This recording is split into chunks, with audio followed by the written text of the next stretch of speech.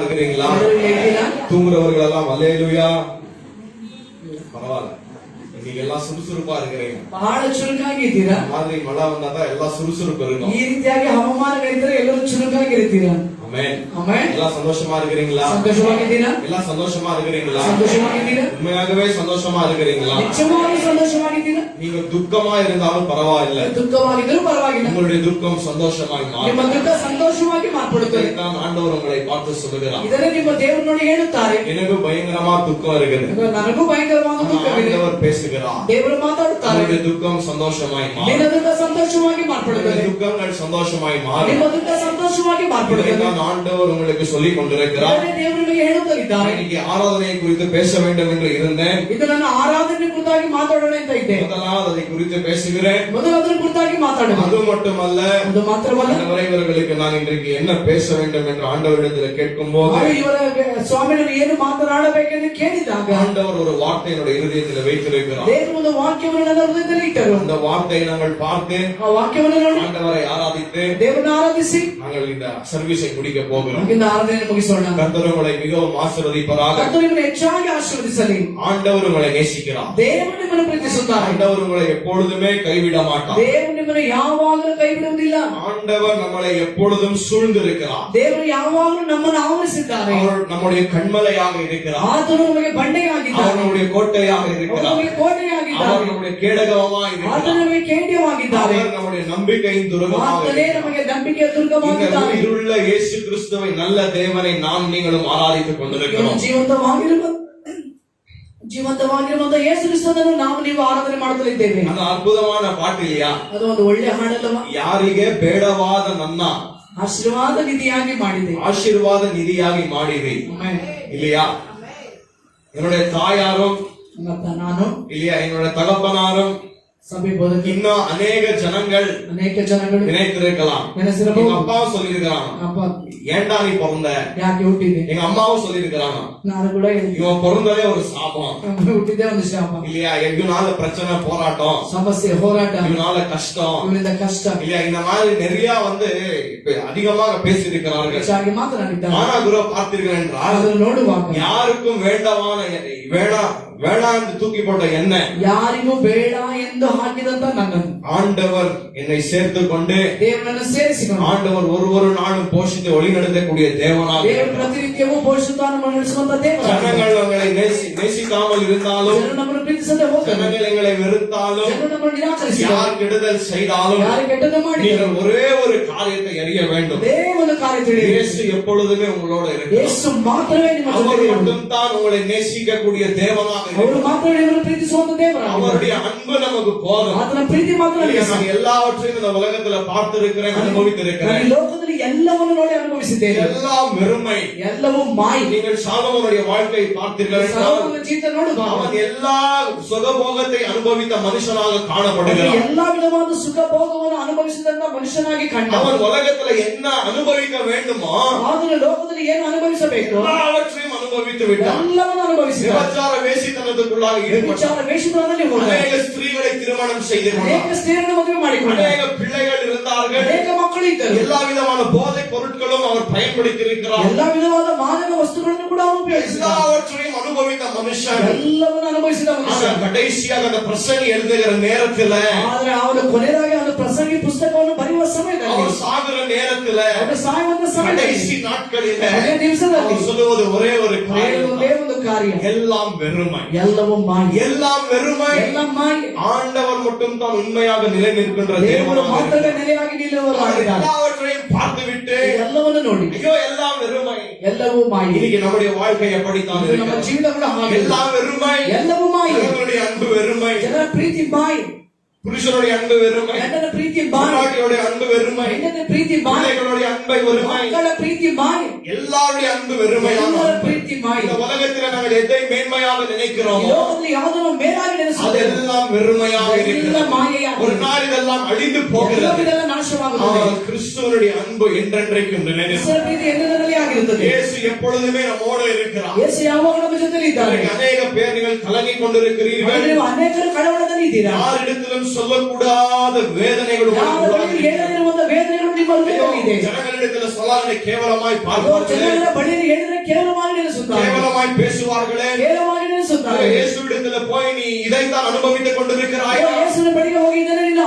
என்று சொல்லுவார்கள். ಎಂದು ಹೇಳುತ್ತಾರೆ. அநேக ஜனங்கள் ஸ்திரீ அவங்களுடைய பொண்டாட்டி புருஷனிடத்திலும் காரியங்களை சொல்லாமல் ಗಂಡ ಹೆಂಡತಿ ಒಬ್ಬರಿಗೊಬ್ಬರು ಕಾರ್ಯವನ್ನು ಹೇಳದೆ உங்களுடைய இருதயத்தில் வைத்துக் கொண்டு அழுது ஆண்டவருடைய சமூகத்தில் அழுது கொண்டிருக்கிறீர்கள். ಮೊದಲನೇ ಇಟ್ಟುಕೊಂಡು ದೇವರ ಸಮೂಹದಲ್ಲಿ ಕಣ್ಣೀರು ಹಾಕುತ್ತಾರೆ. ஆண்டவர் ஒரே ஒரு வார்த்தை சொல்லுகிறார், ದೇವರು ಒಂದೇ ಒಂದು ಮಾತು உங்களுடைய ಹೇಳಿದ್ದಾರೆ. துக்கம் சந்தோஷமாய் ನಿಮ್ಮ ದುಃಖ ಸಂತೋಷವಾಗಿ உங்களுடைய ಮಾರ್ಪಡುತ್ತದೆ. துக்கம் சந்தோஷமாய் ನಿಮ್ಮ ದುಃಖ ಸಂತೋಷವಾಗಿ ಮಾರ್ಪಡುತ್ತದೆ. ஆண்டவருடைய வார்த்தை விசுவாசியுங்கள். ದೇವರ ವಾಕ್ಯವನ್ನು ವಿಶ್ವಾಸ ஆண்டவரை பிடித்துக் கொள்ளுங்கள். ದೇವರನ್ನು ಹಿಡಿದುಕೊಳ್ಳಿರಿ. ஆண்டவர் உங்களை நிறுத்துவார். ದೇವರು ನಿಮ್ಮನ್ನು ನಿಲ್ಲಿಸುತ್ತಾರೆ. யார் நம்மளை தள்ளினாலும், ಯಾರು ನಮ್ಮನ್ನು ತಳ್ಳಿದರು, ஜனங்கள் நம்மளை ஒதுக்கி தள்ளினாலும் ಜನರನ್ನು ನಿರಾಕರಿಸಿದರು, அவர்களுக்கு முன்பாக ஆண்டவர் உங்களை நிறுத்த ಅವರ போகிறார். ಮುಂಭಾಗ ದೇವರು ನಿಮ್ಮನ್ನು ನಿಲ್ಲಿಸುತ್ತಾರೆ. ஆண்டவர் உங்களை நிறுத்தி வழிநடத்தக்கூடிய தேவனாய் ದೇವರು ನಿಮ್ಮನ್ನು ನಿಲ್ಲಿಸಿ ನಡೆಸುವಂತ ದೇವರಾಗಿದ್ದಾರೆ. இயேசு உங்களை ஆசீர்வதிப்பார். ಯೇಸು ನಿಮ್ಮನ್ನು ಆಶೀರ್ವದಿಸುತ್ತಾರೆ. திருப்பிಕೊಳ್ಳலாம் வேதத்தை. வேதವನ್ನು ತಿರುಗಿಸೋಣ. வெளிப்படுத்தின விசேஷம் ಪ್ರಕಟಣೆಯ ಗ್ರಂಥ 5வது அதிகாரம் 5ನೇ ಅಧ್ಯಾಯ 1 to 14வது வசனம் வரைக்கும் வாசிக்கலாம். வெளிப்படுத்தின விசேஷம் ಪ್ರಕಟಣೆಯ ಗ್ರಂಥ 5வது அதிகாரம் 5ನೇ ಅಧ್ಯಾಯ அந்த முழு அதிகாரத்தை ಪೂರ್ಣ ಅಧ್ಯಾಯ யாராவது தமிழில் வாசிக்கலாம்?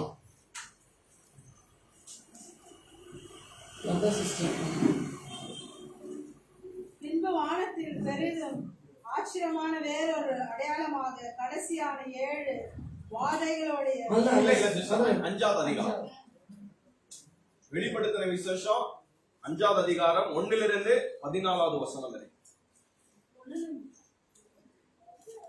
ஃபர்ஸ்ட் வெர்ஸ்ல இருந்து ரெவலேஷன் சாப்டர் 5 verse 1 to 14. அன்றியும் உள்ளும் புறமும் எழுதப்பட்டு 7 முத்திரைகளால் முத்திரிக்கப்பட்டிருந்த ஒரு புஸ்தகத்தை சிங்காசனத்தின் மேல் வீற்றிருக்கிறவருடைய வலது கரத்திலே கண்டேன். புஸ்தகத்தை திறக்கவும் அதன் முத்திரைகளை உடைக்கவும் பாத்திரவான் யார் என்று மிகுந்த சத்தம் புஸ்தகத்தை திறக்கவும் அதன் முத்திரையை உடைக்கவும் பாத்திரவான் யார் என்று மிகுந்த சத்தமிட்டு கூறுகிற பலமுள்ள ஒரு தூதரை கண்டேன். வானத்திலாவது பூமியிலாவது பூமியில் மேலாவது ஒருவனும் அந்த புஸ்தகத்தை திறக்கவும் அதை பார்க்கவும் கூடாதிருந்தது.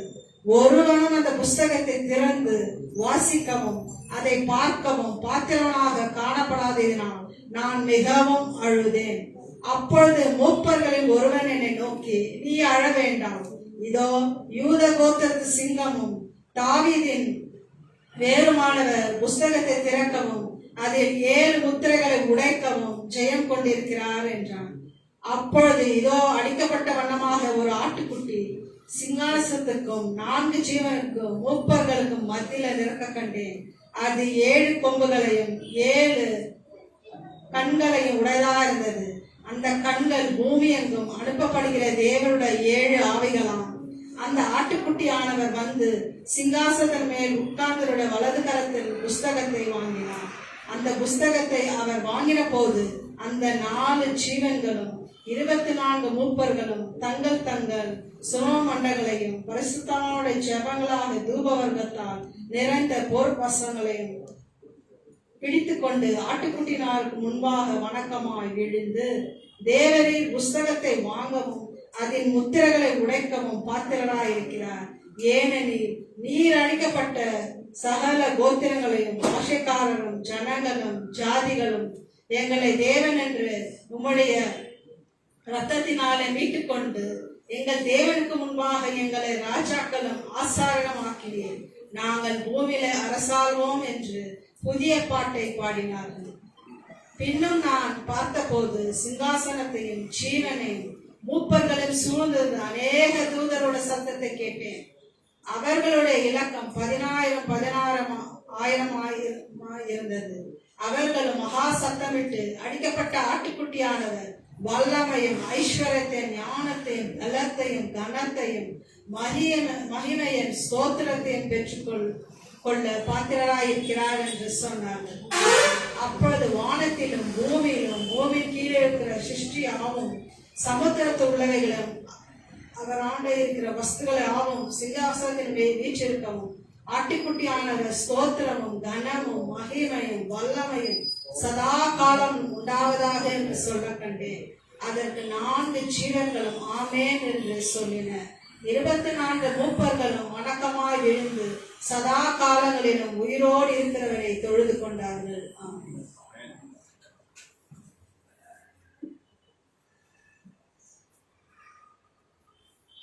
ஹல்லேலூயா.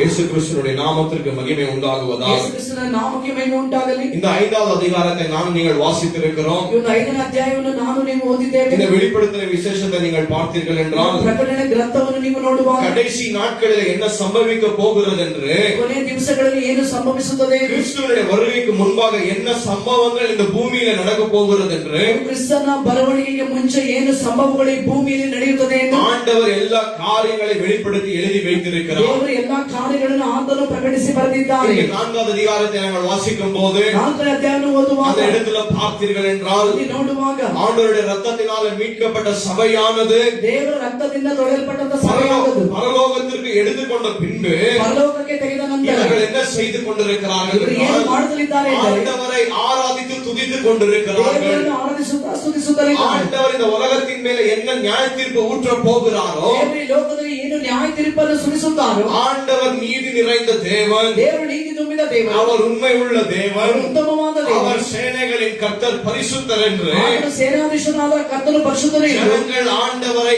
ஆராதித்துக் கொண்டிருக்கிறார்கள். ಜನಗಳು ದೇವರನ್ನು ಆರಾಧಿಸುತ್ತಲಿದ್ದಾರೆ. நான் உங்களுக்கு ஒரு கேள்வியை கேட்க ஆசைப்படுகிறேன். ನಾನು ಒಂದು ಪ್ರಶ್ನೆ ಮಾಡಲು ಬಯಸುವೆ. கிறிஸ்தவ வாழ்க்கை என்றால் என்ன? ಕ್ರೈಸ್ತ ಜೀವಿತ ಎಂದರೆ ಏನು? இயேசு கிறிஸ்துவை போல வாழ்வது தான் கிறிஸ்தவ வாழ்க்கை. ಯೇಸು ಕ್ರಿಸ್ತನ ಹಾಗೆ ಜೀವಿಸುವುದೇ ಕ್ರೈಸ್ತರ அவரை ಜೀವಿತ. போல வாழ்வது தான் கிறிஸ்தவ வாழ்க்கை. ಅವರ ಹಾಗೆ ಜೀವಿಸುವುದೇ ಕ್ರೈಸ್ತ ಜೀವಿತ. நாம் நீங்கள் யாரை பார்க்க வேண்டும்? ನಾವು ನೀವು ಯಾರನ್ನು ನೋಡಬೇಕು? ஊழியக்காரனையோ ಸೇವಕರನ್ನು, இல்ல வேற ஜனங்களையோ ಬೇರೆ ಜನರನ್ನು, வேற விசுவாசிகளையோ பார்க்க கூடாது. ಬೇರೆ ವಿಶ್ವಾಸಿಗಳನ್ನು ನೋಡಬಾರದು. நம்முடைய நோக்கம் இயேசு கிறிஸ்துவின் மேலே இருக்க ನಮ್ಮ வேண்டும். ಉದ್ದೇಶಗಳು, ನಮ್ಮ ಆಲೋಚನೆಗಳು ಯೇಸುವಿನ ಮೇಲೆ ಮಾತ್ರ ಇರಬೇಕು. அவரை போல வாழ்வது தான் கிறிஸ்தவ வாழ்க்கை. ಆತನ ಹಾಗೆ ಜೀವಿಸುವುದೇ ಒಂದು ಕ್ರೈಸ್ತ ಜೀವಿತ. ஆண்டவர் தேவன் மனுஷனை எதற்காக உருவாக்கினார்? ಮನುಷ್ಯನನ್ನು ಯಾತಕ್ಕಾಗಿ ಉಂಟು இந்த ಮಾಡಿದ? மனுஷன் இந்த உலகத்துல இருக்கிறான் என்றால் ಮನುಷ್ಯನ ಈ ಲೋಕದಲ್ಲಿ ಇದ್ದಾನೆ. ஒரு மனுஷனுக்கு ஒரு நோக்கம் இருந்தே இருக்கிறது. ಒಂದೊಂದು ಮನುಷ್ಯನಿಗೂ ಒಂದು ಉದ್ದೇಶವಿದೆ. இந்த மிருகங்களுக்கு ஒரு நோக்கம் என்பது இல்லை.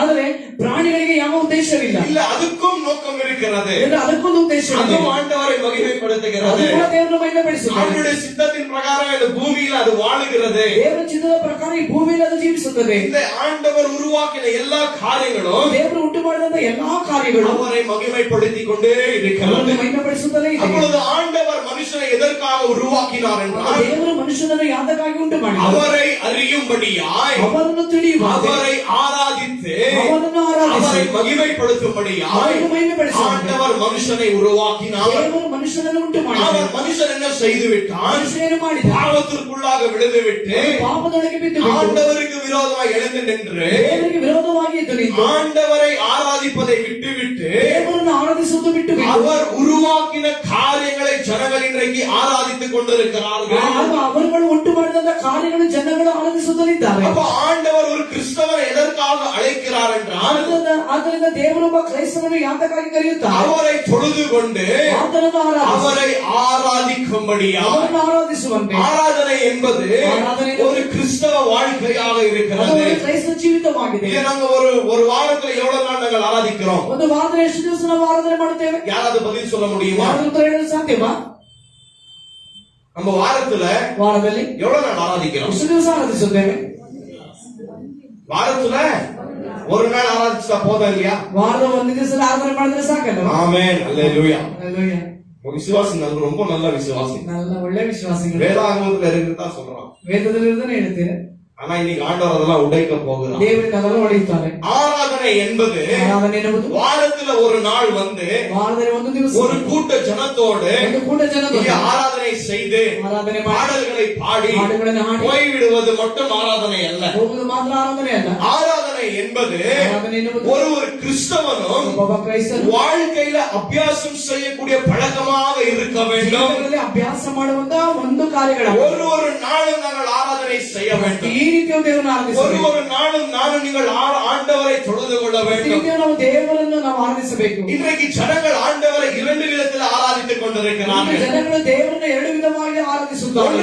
ஒரு விதம் பார்த்தீர்கள் என்றால் ಒಂದು ವಿಧ ನೋಡಿದರೆ ஒரு கூட்டமான ஜனங்கள் ಒಂದು ಕೂಟ ಜನ ஆண்டவரை வெறுமையாக ஆராதித்துக் கொண்டிருக்கிறார்கள். ದೇವರನ್ನು ಬರಿದಾಗಿ ಆರಾಧಿಸುತ್ತಾರೆ. இன்னொரு கூட்டமான ஜனங்கள் ಇನ್ನೊಂದು ಕೂಟವಾದ பயத்தோட பக்தியோடும் ಭಯದೊಂದಿಗೆ ಭಕ್ತಿ ஆவியிலும் உண்மையிலும் ಆತ್ಮದಲ್ಲೂ ಸತ್ಯದಲ್ಲೂ ஆண்டவரை தொழுது கொண்டிருக்கிறார்கள். ದೇವರನ್ನು ಆರಾಧಿಸುತ್ತಲಿದ್ದಾರೆ. இன்றைக்கு விசுவாசியான உங்களுக்கு பார்த்தீர்கள் என்றால் ವಿಶ್ವಾಸಿಯಾದ ನಿಮಗೆ ನೋಡುವ இன்றைக்கு விசுவாசிகளுடைய மைண்ட் செட் எப்படி இருக்கிறது என்றால் ವಿಶ್ವಾಸಿಗಳ ಒಂದು ಆಲೋಚನೆಗಳು ಹೇಗಿದೆ? 6 நாள் என்னுடைய நாள், 6 ದಿವಸ ನನ್ನ ದಿವಸ, ஒரு நாள் ஆண்டவருடைய நாள். ಒಂದು ದಿವಸ ದೇವರಿಗೆ. அதிலும் பார்த்தீர்கள் என்றால் ಅದರಲ್ಲೂ ನೋಡಿದ್ರೆ பாஸ்டர் இன்றைக்கு சர்வீஸ் அதிகமாகி விட்டது, ಸರ್ವಿಸ್ ಹೆಚ್ಚಾಗಿದೆ, பிரசங்கம் அதிகமாக பிரசங்கிக்கிறார் ಹೆಚ್ಚಾಗಿ ಪ್ರಸಂಗ ಮಾಡಿದ್ದಾರೆ ಎಂದು இன்றைக்கு ஜனங்கள் ஆண்டவரை ஆராதனை குறித்து கேவலமாய் பேசுகிறார்கள். ಜನಗಳು ಆರಾಧನೆ ಕುರಿತಾಗಿ ಬಹಳ ಕೇವಲವಾಗಿ ஆண்டவர் உங்களை பார்த்து ஒரு காரியம் சொல்லுகிறார். ದೇವರು ನಿಮ್ಮನ್ನು ನೋಡಿ ಒಂದು ಕಾರ್ಯ ಹೇಳ್ತಾರೆ. ஆண்டவர் இந்த உலகத்தில் நம்ம எதற்காக இப்பொழுது வைத்திருக்கிறார் என்றால் ದೇವರು ನಮ್ಮನ್ನು ಈ ಲೋಕದಲ್ಲಿ ಯಾತಕ್ಕಾಗಿ ಇಟ್ಟಿದ್ದಾರೆ? அவருடைய நாமத்தை மகிமைப்படுத்தி ಅವರ ನಾಮವನ್ನು ಮಹಿಮೆಪಡಿಸಿ எல்லாவற்றிலும் அவரை ஆராதிக்க வேண்டும் என்று ಎಲ್ಲದರಲ್ಲೂ ಆತನನ್ನು ಆರಾಧಿಸಬೇಕು ಎಂದು ஆண்டவர் நம்மிலிருந்து விரும்புகிறார். ದೇವರು ನಮ್ಮಿಂದ ಬಯಸುತ್ತಾರೆ. ஒரு கிறிஸ்தவன்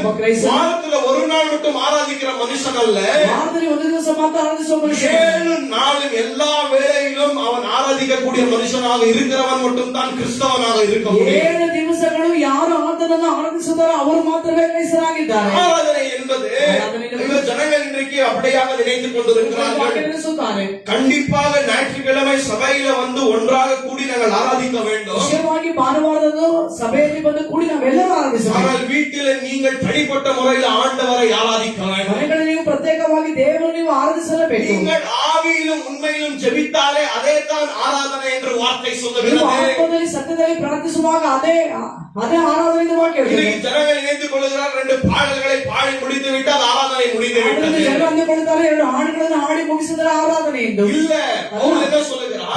ரோமர் 12 1வது வசனத்தை நாங்கள் வாசிக்கலாம். ರೋಮಾಪುರ 12:1 ಪೌಲ್ ಏನು ಹೇಳುತ್ತಾರೆ? ரோமர் 12 1வது வசனத்தை வாசிக்கலாம். ರೋಮಾಪುರ 12:1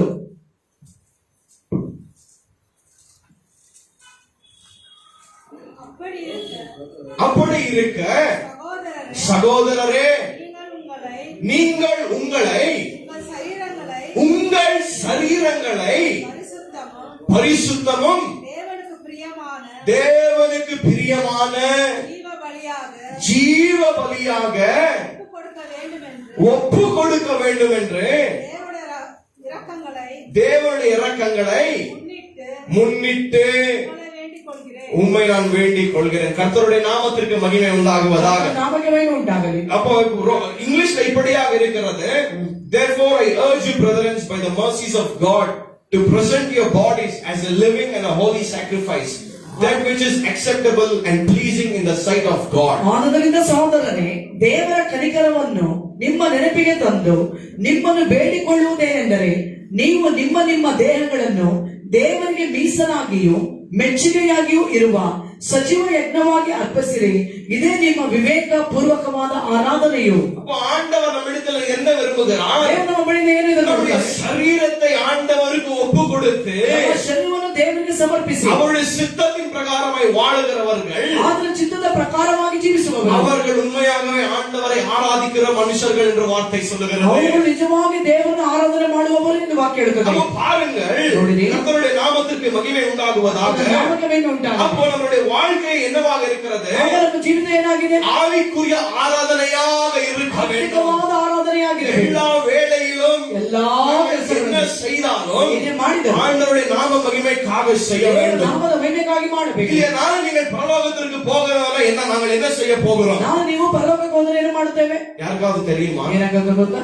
இப்போ ஒரு வெளிப்படுத்தின விசேஷம் வாசித்தோம் இல்லையா? ಪ್ರಕಟಣೆ ಗ್ರಂಥವನ್ನು ಓದಿದ್ದೇವೆ. அங்க ஒரு கூட்டமான என்ன செய்து கொண்டிருக்கிறது? ಕೂಟ ಏನು ಮಾಡುತ್ತದೆ? ஆண்டவரை ஆராதித்துக் கொண்டே இருக்கிறார்கள். ಆರಾಧಿಸುತ್ತಲೇ அதற்கு ஒரு முடிவே இல்லை. ಅಂತ್ಯವೇ ಇಲ್ಲ. We will never get bored of God. ಆಗ ಅಲ್ಲಿ ಒಂದು ಅಂತ್ಯವೇ ಇಲ್ಲ. ಅದು ಅಂದ್ರೆ ಅಲ್ಲಿ ಆರಾಧನೆ ಮಾಡೋದು ಅದು ನಮಗೆ ಬೋರ್ ಆಗುವುದೇ ಇಲ್ಲ. ஏனென்றால் அதற்காகத்தான் ஆண்டவர் நம்மளை உருவாக்கி வைத்திருக்கிறார். ಅದಕ್ಕಾಗಿ ದೇವರು ನಮ್ಮನ್ನು ಉಂಟು ಮಾಡಿ ಇಟ್ಟಿದ್ದಾರೆ. அதற்காகத்தான் ஆண்டவர் இப்பொழுது என்னையும் உன்னையும் இந்த உலகத்திலிருந்து தெரிந்து கொண்டிருக்கிறார். ಅದಕ್ಕಾಗಿ ದೇವರಿಂದ ನನ್ನನ್ನು ನಿನ್ನನ್ನು ಈ ಲೋಕದಿಂದ ಆರಿಸಿಕೊಂಡಿದ್ದಾರೆ. இங்கே இந்த உலகத்துல இப்போ ஆராதிக்காத ஜனங்கள் பரலோக ராஜ்யத்திற்குள்ளாக பிரவேசிக்க முடியாது. ಇಂದು ಈ ಲೋಕದಲ್ಲಿ ನಾವು ಇಲ್ಲಿ ಆರಾಧನೆ ಮಾಡದೆ ಇರುವವರು ಪರಲೋಕ ರಾಜ್ಯಕ್ಕೆ ಹೋಗಿ ಆರಾಧನೆ ಮಾಡಲು ಸಾಧ್ಯವೇ ಇಲ್ಲ. இங்க வந்து பார்த்தீர்கள் என்றால் ಇಲ್ಲಿ ನೋಡುವ ஆண்டவருக்கு முக்கியத்துவத்தை கொடுத்து ದೇವರಿಗೆ ಮುಖ್ಯತ್ವವನ್ನು தேவனுடைய ஜனங்களோட சேர்ந்து ದೇವರ ಜನರ ಜೊತೆ குடும்பமா என்ன செய்ய வேண்டும்?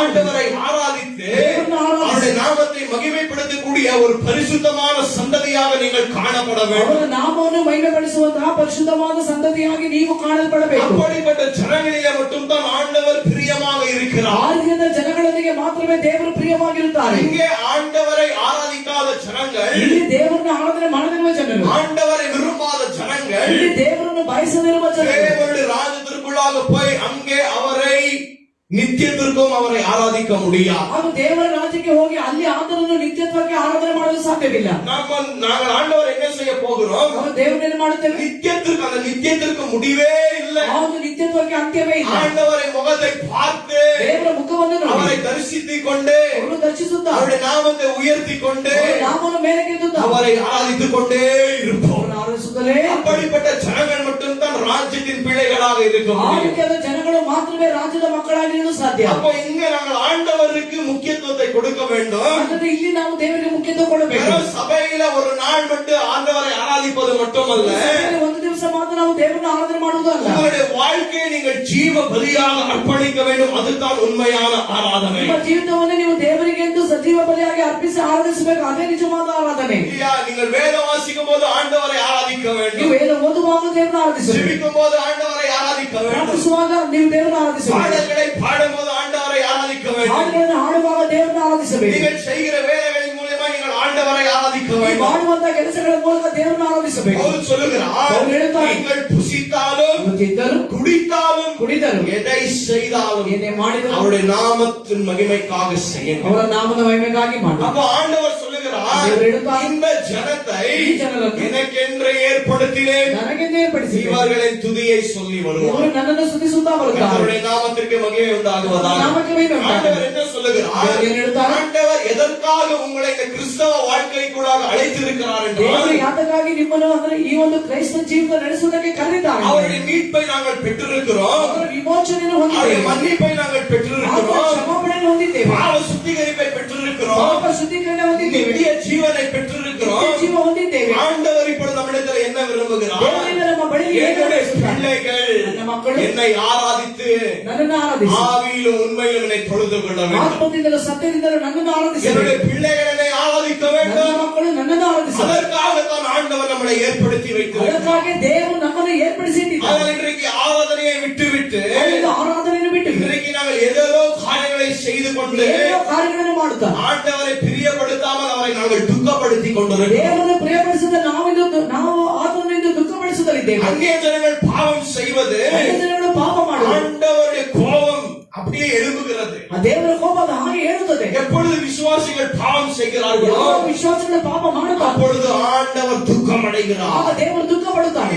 Do not grieve the Holy Spirit. ನಿಮ್ಮೊಳಗಿರುವಂತಹ ದೇವರ ಆತ್ಮವನ್ನು ದುಃಖಪಡಿಸಬೇಡಿ. நாங்கள் ஆண்டவரை என்ன செய்யக்கூடாது? ದೇವರು ಏನು ಮಾಡಬಾರದು? துக்கப்படுத்தக்கூடாது. ದುಃಖಪಡಿಸಬಾರದು. இன்னைக்கு ஆண்டவரை ஆராதிக்காமல் ದೇವರನ್ನು ಆರಾಧಿಸು. ஆண்டவரை நான் நீங்களும் துக்கப்படுத்திக் கொண்டிருக்கிறோம். ದೇವರನ್ನು ನಾನು ನೀವು ದುಃಖಪಡಿಸುತ್ತದೆ. தேவனுடைய ஜனங்களே, தேவ ஜனங்களே, நீங்கள் ஜெபிக்கிற ஜெபமே ஆராதனையாக இருக்க ನೀವು வேண்டும். ಮಾಡುವಂತ ಪ್ರಾರ್ಥನೆಗಳು ಆರಾಧನೆಯಾಗಿರಬೇಕು. நீங்கள் செய்கிற நற்கிரியைகள் ஆராதனையாக இருக்க ನೀವು வேண்டும். ಮಾಡುವಂತ ஒಳ್ಳೆಯ ಕ್ರಿಯೆಗಳು ಆರಾಧನೆಯಾಗಿರಬೇಕು. நீங்கள் எதுவே வாசித்தீர்கள் என்றால் அந்த இடத்துல அவர் சொல்லுகிறார், எப்பொழுதுமே நாங்கள் என்ன செய்ய வேண்டும்?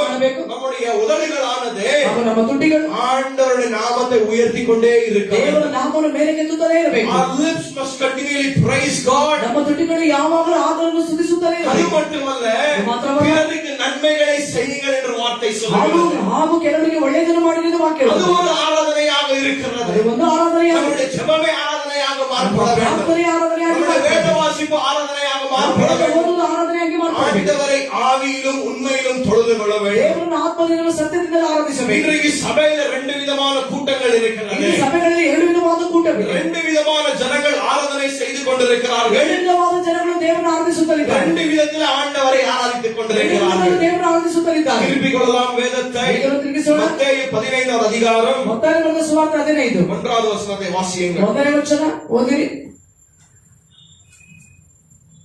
அப்பொழுது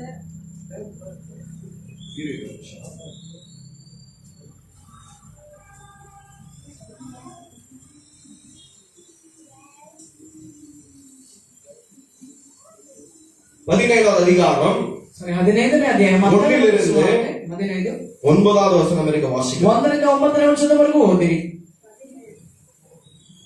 மத்தேயு 15வது அதிகாரம் 1 9வது வசனம் வரைக்கும் வாசிக்கலாம். மத்தேயு 15. The Gospel according to Matthew chapter 15 verse 1 to 9. ಮತ್ತಾಯನ ಬರೆದ ಸುವಾರ್ತೆ 15ನೇ ಅಧ್ಯಾಯ 1ರಿಂದ 9 ವಚನದವರೆಗೂ ನೋಡೋಣ. அப்பொழுது எருசலேமிலிருந்து வந்த வேதபாரகரும் பரிசேயரும் இயேசுவிடத்தில் வந்து, உம்முடைய சிஷ்யர்கள் முன்னோரின் பாரம்பரியத்தை ஏன் மீறி நடக்கிறார்கள்? கை கழுவாமல் போஜனம் பண்ணியிருக்கிறார்களே என்றார்கள். அவர்களுக்கு அவர் பிரதியுத்தரமாக, நீங்கள் உங்கள் பாரம்பரியத்தினால் தேவனுடைய கற்பனையை ஏன் மீறி நடக்கிறீர்கள்? உன் தகப்பனை உன் தாயை கணப்பண்ணுவாயாக என்றும், தகப்பனையாவது தாயாவது நிந்திக்கிறவன் கொல்லப்பட வேண்டும் என்றும் தேவன் கற்பித்திருக்கிறாரே. நீங்களோ எவனாகிலும் தகப்பனையாவது தாயாவது நோக்கி, உனக்கு நான் செய்யத்தக்க உதவி ஏது உண்டோ அதை காணிக்கையாக கொடுக்கிறேன் என்று சொல்லி தன் தகப்பனையாவது தன் தாயாவது கனம் பண்ணாமல் போனாலும் அவனுடைய கடமை தீர்த்ததென்று போதித்து உங்கள் பாரம்பரியத்தினால் தேவனுடைய கற்பனையை அவமாக்கி வருகிறீர்கள். மாயக்காரரே, உங்களை குறித்து இந்த ஜனங்கள் தங்கள் வாயினால் என்னிடத்துல சேர்ந்து தங்கள் உதடுகளினால் என்னை கனம் பண்ணுகிறார்கள். திரும்ப அந்த வசனத்தை வாசியுங்கள். மாயக்காரரே, உங்களை குறித்து உங்கள் ஜனங்கள் தங்கள் வாயினால் என்னிடத்துல சேர்ந்து தங்கள் உதடுகளினால் என்னை கனம் பண்ணுகிறார்கள். அவருடைய இருதயமோ எனக்கு தூரமாய் விளங்கி இருக்கிறது. மனுஷனுடைய கற்பனைகளை உபதேசங்களாக போதித்து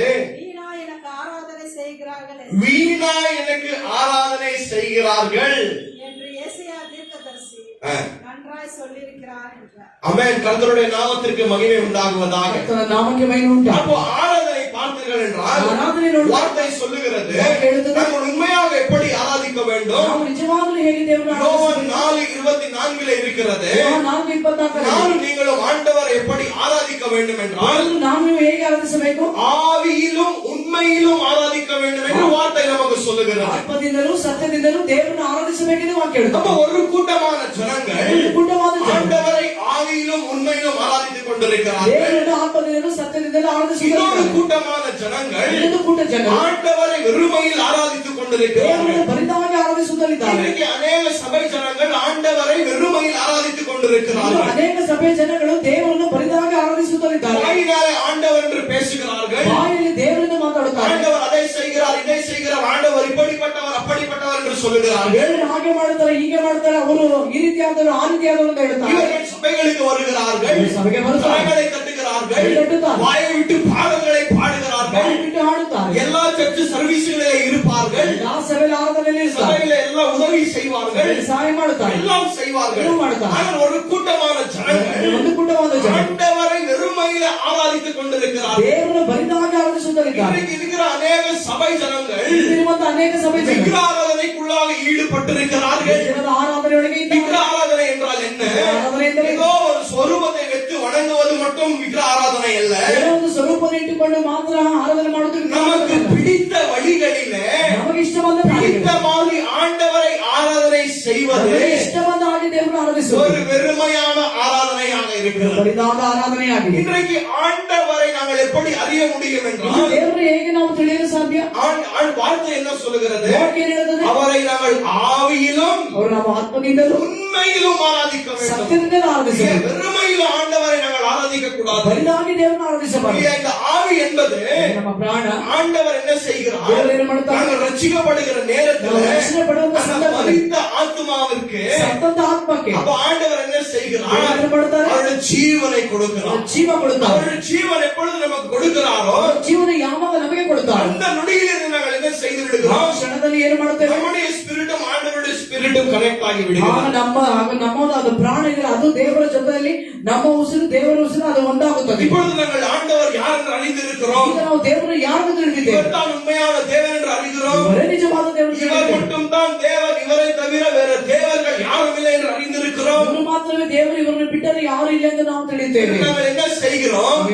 ஆண்டவரை ஆராதிக்க ஆரம்பிக்கிறோம். தேவனை ஆராதிக்க ஆரம்பிக்கிறோம். விக்கிராராதனை விட்டு விடுகிறோம்.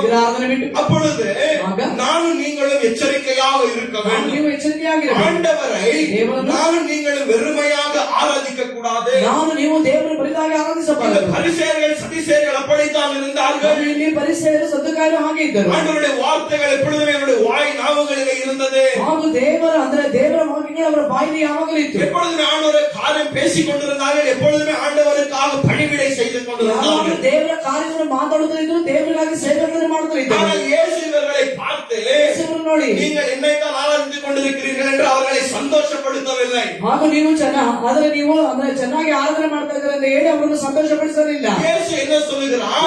உங்களுடைய வாயினால் என்னை ஆராதிக்கிறீர்கள், ಬಾಯಿದನನ್ನು ಆರಾಧಿಸುತ್ತೀರಿ, உங்களுடைய இருதயமோ ಹೃದಯವು என்னிலிருந்து தூரமாக இருக்கிறது. ನನ್ನಿಂದ ದೂರವಾಗಿದೆ. இவருடைய இருதயம் எங்கே இருக்கிறது? ಹೃದಯಗಳು ಎಲ್ಲಿದೆ? தூரமாக இருக்கிறது. ದೂರವಾಗಿದೆ. இன்றைக்கு அப்படித்தான் ஜனங்கள் இருக்கிறார்கள். ಹಾಗೆ ಜನಗಳಿದ್ದಾರೆ. பாடல்களை பாடி வாயின் மூலமாய் பாடல்களை சொல்லிக் கொண்டிருப்போம். ಈ ಹಾಡುಗಳನ್ನು ಹಾಡಿ ದೇವರ ಕುರಿತಾಗಿ ಹೇಳುತ್ತೇವೆ. ஆனால் நம்முடைய மனது வீட்டிலே இருக்கும், ಅದು ನಮ್ಮ ಮನಸ್ಸು ಮನೆಯಲ್ಲಿ, உலகத்திலே இருக்கும், ಲೋಕದಲ್ಲಿ இங்கே அலைந்து சுற்றி திரிகிறவராக நம்முடைய மனசு ನಮ್ಮ இருக்கிறது. ಮನಸ್ಸು ಅಳೆದು ತಿರುಗುವಂತೆ ಇದೆ. இங்கே பிசாசு என்ன செய்கிறான்? பிசாசு ಏನು இந்த ಮಾಡ್ತಾನೆ? உலகத்தை அலைந்து சுற்றி திரிகிறவனாக ಈ இருக்கிறான். ಲೋಕವನ್ನು ಅಲೆದು ತಿರುಗುವವನಾಗಿದ್ದಾನೆ. நம்ம சரீரம் இந்த சபையில இருக்கிறது, ನಮ್ಮ ಸಭೆ ಶರೀರದಲ್ಲೇ ಇದೆ. ஆனால் நம்முடைய மனது எங்கே இருக்கிறது? ಮನಸ್ಸು ಎಲ್ಲಿದೆ? இங்க ரொம்ப டிஸ்ட்ராக்ஷன்ஸ் இல்லையா? ತುಂಬಾ ಗಲಿಬಿಲಿ. சபைக்கு வரும்போதே யோசனை, ಸಭೆಗೆ ಬರುವಾಗಲೇ ಯೋಚನೆ, ஐயோ எப்பொழுது வீட்டிற்கு போக வேண்டும், ಯಾವಾಗ ಮನೆಗೆ ಹೋಗ್ಬೇಕು, ஐயோ இன்னைக்கு ரிலேஷன்கள் வருவார்கள், ಸಂಬಂಧಿಕರು இங்கே ಬರ್ತಾರೆ, பாத்திரத்திலே இங்கே மட்டன் வைக்கிறது, ಪಾತ್ರೆಯಲ್ಲಿ ಮಟನ್ ಬೇಕು, இங்கே ஐயோ அது என்ன ஆகிவிடுறதோ, ಅದೇನಾಗ್ತಾ ಇದೆಯೋ, இங்கே இன்னும் அநேக ஜனங்கள் வேலைக்கு போக வேண்டும், ಅನೇಕರು ಕೆಲಸಕ್ಕೆ இங்கே ಹೋಗ್ಬೇಕು, சம்பாதிக்க வேண்டும், ಸಂಪಾದಿಸಬೇಕು. இப்படிப்பட்ட காரியங்கள் நாங்கள் சபையில இருந்தாலும் ಇದ್ದರು நம்முடைய மனதானது ನಮ್ಮ ಮನಸ್ಸು அலைந்து சுற்றி திரிந்து கொண்டிருக்கும். ಅಲೆದು ತಿರುಗುತ್ತದೆ. ஆனால் அப்படி இருக்கக்கூடாது. ಆಗಿರಬಾರದು. ஆண்டவர் நம்மளை பார்த்து என்ன சொல்லுகிறார்? ದೇವರು ನೋಡಿ ಹೇಳ್ತಾರೆ, என்னுடைய ரத்தத்தினால மீட்கப்பட்ட ஜனங்கள் ನನ್ನ ರಕ್ತದಿಂದ ವಿಮೋಚಿಸಲ್ಪಟ್ಟ ಜನರು அவர்கள் என்ன செய்ய வேண்டும்? ಅವರು ಏನು ಮಾಡಬೇಕು? என்னை ஆவியிலும் ನನ್ನನ್ನು ಆತ್ಮದಲ್ಲೂ உண்மையிலும் ஆராதிக்க வேண்டும். ಸತ್ಯದಿಂದ ಆರಾಧಿಸಬೇಕು. ஆண்டவர் சொல்லவில்லை ದೇವರು ಹೇಳಲಿಲ್ಲ, நீங்கள் சரீரத்திலே என்னை ஆராதிக்க வேண்டும். ನನ್ನನ್ನು ಶರೀರದಿಂದ ಆರಾಧಿಸಬೇಕು. சரீரத்திலே கூட நம்ம என்ன செய்யறோம்? ஆண்டவரை ஆராதிக்கிறோம். ಶರೀರದಲ್ಲಿ ಕೂಡ ನಾವು ದೇವರನ್ನು ಆರಾಧಿಸಬೇಕು. பவுல் என்ன சொல்கிறார்? நம்முடைய ಪೌಲ ಹೇಳ್ತಾರೆ, சரீரத்தை ஜீவ பலியாக அர்ப்பணித்து விட வேண்டும். ಶರೀರವನ್ನು ಜೀವ ಬಲಿಯಾಗಿ ಅರ್ಪಿಸಿ. ஆனால் யோவானிலே ஆண்டவர் என்ன சொல்லுகிறார்? ಯೋಹಾನನಲ್ಲಿ ದೇವರು அவரை ಹೇಳ್ತಾರೆ, நாங்கள் ஆவியிலும் ಅವರು ನಮ್ಮ ಆತ್ಮದಿಂದಲೂ உண்மையிலும் ಸತ್ಯದಿಂದಲೂ சத்தியத்திலும் ಸತ್ಯದಲ್ಲೂ அவரை நாங்கள் ஆராதிக்க வேண்டும். ಅವರನ್ನು ಆರಾಧಿಸಬೇಕು. சத்தியத்தை நீங்கள் அறிய வேண்டும். ಸತ್ಯವನ್ನು ನೀವು ತಿಳಿಯಬೇಕು. சத்தியத்தை நீங்கள் அறிந்தால் மட்டும்தான் நீங்கள் உண்மையாக ஆண்டவரை ஆராதித்து அவருக்கு நீங்கள் மகிமையை கொடுக்க முடியும். ಸತ್ಯವನ್ನು ನಿಜವಾಗಿ ನೀವು ತಿಳಿದಾಗ ಮಾತ್ರವೇ ಆತನು ನಿಜವಾಗಲೂ ನೀವು ಆರಾಧನೆ ಮಾಡಿ ಆತನ ಮಹಿಮೆಯನ್ನು ಅವರಿಗೆ ನೀವು ಸಲ್ಲಿಸಲು ಸಾಧ್ಯ. இன்றைக்கு சபையில் இருக்கிற விசுவாசிகளை பார்த்தீர்கள் என்றால் ಮತ್ತು ಸಭೆಯಲ್ಲಿರುವಂತಹ ವಿಶ್ವಾಸಿಗಳನ್ನು அவர்கள் ஆவிக்குரிய வாழ்க்கையில ಆತ್ಮಿಕವಾದ ಜೀವಿತ இன்னும் சிறு குழந்தைகளாக இருக்கிறார்கள். ಚಿಕ್ಕ ಮಕ್ಕಳಾಗಿ ಇದ್ದಾರೆ. ஆவிக்குரிய வாழ்க்கையில ಆತ್ಮಿಕವಾದ ಜೀವಿತ 4 விதமான growth stage இருக்கிறது. ಅಂದ್ರೆ 4 ವಿಧ ಅಂದ್ರೆ 4 ಹಂತಗಳಿದೆ. யாருக்கு தெரியும்? ஒரு வாட்டி சொல்லி இருக்கிறார் இல்லையா? பாஸ்டர் இங்க கேக்குது இங்கே விட்டுறோம் பாஸ்டர். ಮೊದಲನೇ ಇಲ್ಲಿ ಕೇಳಿದ್ರಿಂದ ಬಿಟ್ಟು அது நம்மளுக்கு ரொம்ப டென்ஷன் இருக்குது, ತುಂಬಾ ಒತ್ತಡ, இங்க ரொம்ப பிரச்சனை, போராட்டம், இதெல்லாம் யார் நடுவில் வச்சுக்கிறோம் இல்லையா? ஆவிக்குரிய வாழ்க்கையில எவ்வளவு ஸ்டேஜஸ் இருக்கிறது? 4 ಹಂತಗಳಿದೆ. 4 ஸ்டேஜஸ் இல்லையா? ஃபர்ஸ்ட் இன்ஃபைன்ஸ், செகண்ட் ಮಕ್ಕಳು, சிறு பிள்ளைகள், மூன்றாவது ಯವನಸ್ಥರು, வாலிபர்கள், நான்காவது ಹಿರಿಯರು. பிதாக்கள். அப்ப ஆண்டவர் நம்ம இடத்தில் என்ன விரும்புகிறார்? ಅವರು ಏನನ್ನು ಬಯಸುತ್ತಾರೆ? அந்த பிதாக்களுடைய முதிர்ச்சி நாங்கள் அடைய வேண்டும் என்ற வார்த்தை சொல்லுகிறது. ಒಂದು ತಂದೆಗಳಿಗೆ ಇರುವಂತ ಆ ಒಂದು ಜ್ಞಾನವನ್ನು ನಾವು ಹೊಂದಬೇಕೆಂದು இன்னைக்கு அநேக ஜனங்கள் நினைப்பார்கள், நான் ரட்சிக்கப்பட்டு 50 வருஷம், ನಾನು ರಕ್ಷಣೆಗಾಗಿ நான் ஊழியம் செய்து கொண்டிருப்பது 60 வருஷம், ಸೇವೆ ಮಾಡ್ತಿರೋದು 60 ವರ್ಷ. இல்லையா? நான் இவ்வளவு நாள் ஆண்டவரை எனக்கு நான் நன்றாக அறிந்திருக்கிறேன். ದೇವರು ಇಷ್ಟು ಚೆನ್ನಾಗಿ ತಿಳಿದಿದ್ದೇನೆ. என்னுடைய வேலை என்ன தெரியுமா? ಆ ಕೆಲಸ ಏನು அப்ப ಗೊತ್ತಾ? அப்படி யார் பெருமையா பேசுறாங்களோ ಯಾರು ಮಾತಾಡ್ತಾರೆ? அவங்கள போய் நோண்டுவேன். ಅವ್ರನ್ನ ಹೋಗಿ ನಾನು ஆனா ಕೇಳ್ತೇವೆ. உள்ள பாத்தீங்கன்னா ஒரு மசாலா ஒண்ணுமே கிடையாது. ಯಾವ ಮಸಾಲೆ ಇದೆ? இல்லையா? ஒரு சத்தியமும் தெரியாது. ಯಾವ ಸತ್ಯವೂ ತಿಳಿದಿಲ್ಲ. அதெல்லாம் சொல்றாங்க தமிழ்ல, குண்டா சிட்டிக்குள்ள ஏதோ குதிரையை ஓட்டுறாங்க. ಒಂದೇ ಒಂದು ಸರ್ಕಲ್ ಅಲ್ಲಿ ஆமா, ಅಲ್ಲೇ ಕುದುರೆ நம்மளுடைய ಓಡಿಸ್ತಾರೆ. பழைய பாஸ்டர் அப்படித்தான் ನಮ್ಮ ಹಳೆಯ ಬೋಧಕರೆಲ್ಲ ಹಾಗೆ இல்லையா? ஏதோ ஒரு காரியம் வைத்து விட்டு ಏನೋ ಒಂದು ಕಾರ್ಯ ಇಟ್ಕೊಂಡು அதிலேயே ஓட்டிக்கொண்டு ஜனங்களை ஓட்டிக்கொண்டு ಅದರಲ್ಲೇ ಜನ ಓಡಿಸ್ತಾ ಇರ್ತಾರೆ. ஆனால் அப்படி இருக்க கூடாது. ಹಾಗೆ ಇರಬಾರದು. அப்ப ஆண்டவர் நம்மிடத்தில் என்ன விரும்புகிறார்? ದೇವರು ಏನನ್ನು ಬಯಸುತ್ತಾರೆ? அவரை நம்முடைய ஆவியில் இருந்து ஆராதிக்க வேண்டும். ಅದನ್ನು ಆತ್ಮದಿಂದ அந்த ಆರಾಧಿಸಬೇಕು. உள்ளான இருதயத்தில் இருந்து ஆண்டவரை ஆராதிக்க அந்த வேண்டும். ಆಳದಿಂದ ದೇವರನ್ನು ಆರಾಧಿಸಬೇಕು. வெளியே வந்து பாடல்களை பாடி கரங்களை தட்டி குதித்து விட்டால் அது ஆராதனை அல்ல. ಆದರೆ ಹೊರಗೆ ಬಂದು ಹಾಡುಗಳನ್ನು ಹಾಡಿ ಕೈ ತಟ್ಟಿ ನಾವು ಕುಣಿದರೆ ಅದು ಆರಾಧನೆ ಅಲ್ಲ. இன்றைக்கு ஜனங்கள் அதைத்தான் ஆராதனை என்று நினைத்துக் கொண்டு சந்தோஷமாக இருக்கிறார்கள். ಆದ್ದರಿಂದ ಜನಗಳು ಅದನ್ನ ಆರಾಧನೆಯನ್ನು ಸಂತೋಷವಾಗಿ ನೆನೆಸುತ್ತಿದ್ದಾರೆ. சபைக்கு வந்து சபைக்கு வந்து பாடல்களை பாடி பாடல்களை ஆடி வாயினால் துதித்து ಬಾಯಿಯಿಂದ ಸ್ತುತಿಸಿ அது மட்டும் ஆராதனை அல்ல. ಅದು ಮಾತ್ರ ಆರಾಧನೆ. ஆண்டவர் நம்முடைய உள்ளத்தை அறிந்து சோதித்து பார்க்கக்கூடிய தேவனாக ದೇವರು இருக்கிறார். ನಮ್ಮ ಹೃದಯಗಳನ್ನು ಅಂತರಿಂದ್ರಿಯವನ್ನು ಶೋಧಿಸಿ ನೋಡುವಂತ ದೇವರಾಗಿದ್ದಾನೆ. பிள்ளைகள் உண்மையாகவே என்னை ஆராதித்துக் ನನ್ನ கொண்டிருக்கிறார்கள். ಮಕ್ಕಳು ನಿಜವಾಗೂ ನನ್ನನ್ನು ಆರಾಧಿಸುತ್ತಿದ್ದಾರೆ. எந்த நோக்கத்திற்காக என்னை ஆராதித்துக் கொண்டிருக்கிறார்கள். ಯಾವ ಉದ್ದೇಶದಿಂದ ಆರಾಧಿಸುತ್ತಿದ್ದಾರೆ. ஜனங்கள் நினைத்துக் கொண்டிருக்கிறார்கள் ಆದ್ದರಿಂದ ಜನರು ஆண்டவர் எனக்கு செய்கிற நன்மைகளை பார்த்து நான் அவரை ஆராதிக்க வேண்டும். ದೇವರು ನನಗೆ ಮಾಡುವಂತ ಒಳ್ಳೆಯದನ್ನು ನೋಡಿ ನಾನು ಆರಾಧಿಸಬೇಕು. அது ஆராதனை அல்ல. ಆರಾಧನೆ. What is worship? ಏನು ಆರಾಧನೆ? Worship is treasuring God above all things. ಯಾಕೆಂದ್ರೆ ದೇವರನ್ನು ಕುರಿತಾಗಿ ಆತನ ಮಹತ್ವವನ್ನು ಕುರಿತಾಗಿ ಹೇಳುವುದು ಆರಾಧನೆ. எல்லாவற்றை காட்டிலும் ಎಲ್ಲದಕ್ಕಿಂತ ஆண்டவரை மென்மையான இடத்துல வைத்து ದೇವರನ್ನು ಮೇಲಾಗಿ ಇಟ್ಟು அவருக்குள்ளாக பிரியப்படுவது தான் ಅವರೊಳಗೆ ಪ್ರಿಯಪಡುವುದು உண்மையான ஆராதனை என்ற வார்த்தை ನಿಜವಾದ சொல்லுகிறது. ಆರಾಧನೆ ಎಂದು ವಾಕ್ಯ ಹೇಳುವುದು. நாங்கள் ஆண்டவரை நேசிக்கக்கூடிய பிள்ளைகளாக காணப்பட ನಾವು வேண்டும். ದೇವರನ್ನು ಪ್ರೀತಿಸುವಂತ ಮಕ್ಕಳಾಗಿ அப்ப ಕಾಣಬಹುದು. இந்த பரிசேயர்கள் சதிசெயர்கள் ಇಲ್ಲಿ ಪರಿಸರ ಹಾಗೂ ವೇದಶಾಸ್ತ್ರಿಗಳು ஆண்டவரை வெறுமையில ஆராதித்துக் கொண்டிருந்தார்கள். ದೇವರನ್ನು ಬರಿದಾಗಿ ಆರಾಧಿಸುತ್ತಿದ್ದಾರೆ. ஆனால் ஆண்டவருடைய ரத்தத்தினால மீட்கப்பட்ட ஜனங்கள் எப்படி ஆராதிக்க வேண்டும்? ದೇವರ ರಕ್ತದಿಂದ ವಿಮೋಚಿಸಲ್ಪಟ್ಟ ಜನಗಳು ಹೇಗೆ ಆರಾಧಿಸಬೇಕು? ஆவியிலும் உண்மையிலும் பயத்தோடு பக்தியோடு ஆராதிக்க வேண்டும் என்று வார்த்தை சொல்லுகிறது. ಭಯದೊಂದಿಗೆ ಭಕ್ತಿಯೊಂದಿಗೆ ಆರಾಧಿಸಬೇಕು. இப்படிப்பட்ட ஆராதனைக்காரர்களுக்குள்ளாக ஆண்டவர் மகிமைப்படக்கூடிய தேவனாக ಈ இருக்கிறார். ರೀತಿಯಾಗಿ ಯಾರು ಆರಾಧಿಸುತ್ತಾರೋ ಅವರ ಮೂಲಕವಾಗಿ ದೇವರು ಮಹಿಮೆ ஏதோ ಹೊಂದುವವರಾಗಿದ್ದಾರೆ. பாடல்களை பாடிவிட்டு ಹಾಡುಗಳನ್ನು ಹಾಡಿ குதித்து விட்டு ಕುಡಿದು போய்விடுவது ஆராதனை அல்ல. ಹೋಗುವುದು ಆರಾಧನೆ. இன்றைக்கு வர்ஷிப்பை பார்த்தீர்கள் என்றால் ಇದು ಆರಾಧನೆ ನೋಡಿದ್ದಾರೆ. இன்றைக்கு அநேக வாலிபர்கள் ಅದರಿಂದ ಅನೇಕ ஜனங்கள் ಅನೇಕ ಜನ எதை நினைத்துக் கொண்டிருக்கிறார்கள்? நினைத்துக்கொள்கிறார்கள். ஆராதனை என்பது ಆರಾಧನೆ ಎಂದು கலர் கலர் லைட்களை போட்டு ಬಣ್ಣ ಬಣ್ಣದ ಲೈಟ್ ಹಾಕಿ கீழே இருந்து புகை விட்டு ಕೆಳಗಿಂದ ಹೊಗೆ ಬಿಟ್ಟು என் மேல இருந்து கலர் பேப்பர் போடுவது ಮೇಲಿನ ಒಂದು ಬಣ್ಣದ ಪೇಪರ್ಗಳು ಹಾಕುವುದು இதுதான் ஆராதனை. ಇದು ಆರಾಧನೆ. இங்க நடனமாடி ನಾಟ್ಯ ಮಾಡಿ நடனமாடி ಡ್ಯಾನ್ಸ್ ಆಡ್ತಾರೆ. டான்ஸ் பண்ணுவது ஆராதனை. ಡ್ಯಾನ್ಸ್ ಮಾಡೋದು ಆರಾಧನೆ. அதெல்லாம் ஆராதனையே இல்லை. ಅದು ಆರಾಧನೆ ಅಲ್ಲ. பாருங்கள் தாவீது ದಾವೀದನು அவன் எங்கே ஆடுகிறான் என்றால் ಎಲ್ಲಿ ಆಡುತ್ತಾನೆ? அவன் தேவனுடைய ஆலயத்திற்குள்ளாக அம்மனமாக ஆடவில்லை. ಆದ್ರೆ ಅವನು ದೇವರ ಆಲಯದಲ್ಲಿ ಬರಿದಾಗಿ ಆಡಲಿಲ್ಲ. இல்லை, அவன் எப்படி ஆடுகிறான்? ಹೇಗೆ ಆಡಿದ?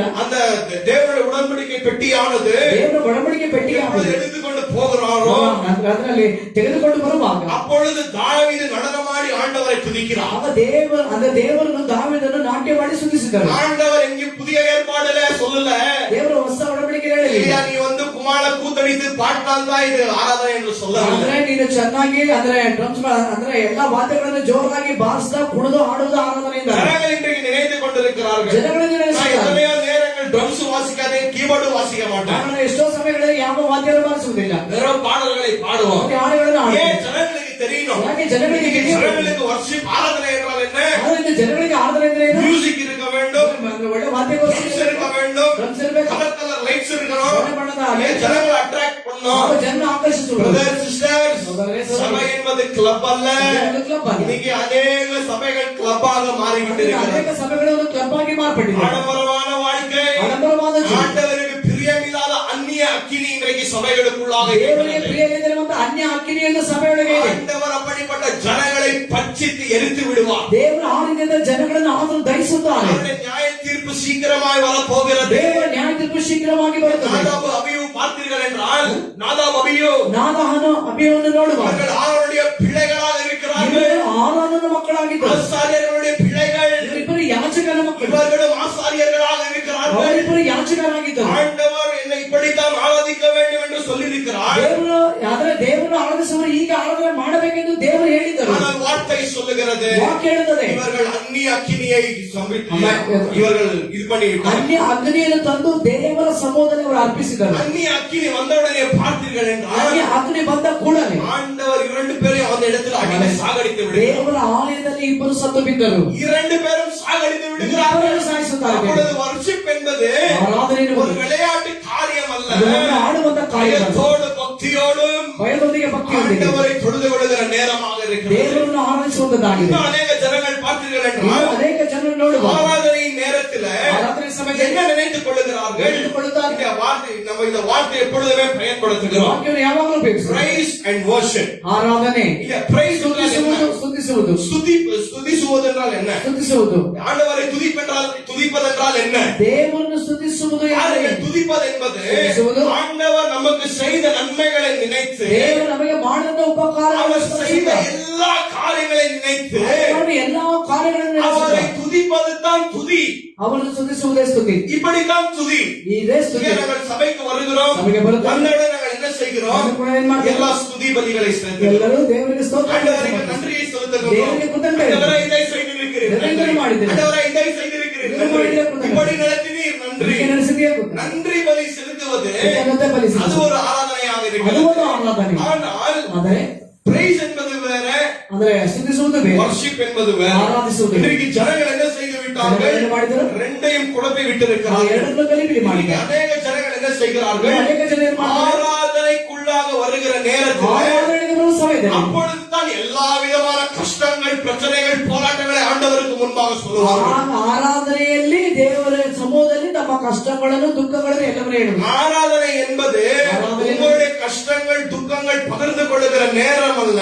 ಕಷ್ಟಗಳನ್ನು ದುಃಖಗಳನ್ನು ಹೇಳುವ ಸಮಯ. இதையெல்லாம் ஒதுக்கிவிட்டு ಎಲ್ಲವನ್ನು ತಳ್ಳಿ ஆண்டவரே நீர் மேன்மையான தேவன் என்று ನೀವು ಮೇಲಾದವರು ಏನು? அவருடைய குணாதிசயங்களை அறிந்து ಅವರ ಗುಣಾತಿಶಯವನ್ನು ತಿಳಿದು, அவர் யார் என்று நாங்கள் அறிந்து ಅವರು ಯಾರೆಂದು ನಾವು ತಿಳಿದು, ஆண்டவர் யார் என்று அறிந்து ದೇವರು ಯಾರೆಂದು ತಿಳಿದು, அவர் ஆண்டவர் என்பது நாங்கள் அறிந்து ಆಗ ಅವರೇ ದೇವರೆಂದು ತಿಳಿದು அவரை உண்மையாக ஆராதிப்பது தான் ஆராதனையாக ಅವರನ್ನು இருக்கிறது. ನಿಜವಾಗಲೇ ಆರಾಧನೆ ಮಾಡುವುದೇ ಆರಾಧನೆಯಾಗಿದೆ. இன்றைக்கு ஆராதனை நேரத்தில் ಆರಾಧನೆ ಸಮಯದಲ್ಲಿ எல்லா பாதங்களை ஆண்டவருக்கு முன்பாக வைப்பார்கள். ಅದು ಎಲ್ಲವನ್ನು ದೇವರ ಮುಂದೆ ಇಡುವುದು. அந்த ஆராதனை என்பது வர்ஷிப் டைம் என்பது ಆರಾಧನೆ ಎನ್ನುವುದು உங்களுடைய பிரச்சனை, ನಿಮ್ಮ ಸಮಸ್ಯೆ, உங்களுடைய குடும்ப காரியம், குடும்பದ ಕಾರ್ಯ, உலகத்திற்குரிய காரியம், ಲೋಕದ ಕಾರ್ಯ, இதையெல்லாம் ஒதுக்கி தள்ளிவிட்டு ಎಲ್ಲವನ್ನು ತಳ್ಳಿಬಿಟ್ಟು ஒரு இடத்துல வைத்துவிட்டு ಒಂದು ಸ್ಥಳದಲ್ಲಿ ಇಟ್ಟು, ஆண்டவரே நீர் சத்தியத்தின் தேவன், ಸತ್ಯದ நீர் சேனைகளின் கர்த்தர் என்று ಸೇನಾಧೀಶನಾದ ಕರ್ತನ ದೊಡ್ಡವನು. இன்னைக்கு ஜனங்களுக்கு ஆண்டவரை குறித்து காரியங்கள் அறியாமல் இருக்கிறார்கள். ಜನರು ದೇವರ ಕುರಿತಾದ ಕಾರ್ಯ ತಿಳಿದೇ ಇದ್ದಾರೆ. ஏன் தேவனுடைய வார்த்தை தெரியல? ದೇವರ ವಾಕ್ಯ ತಿಳಿದಿಲ್ಲ. ஆண்டவர் யார்?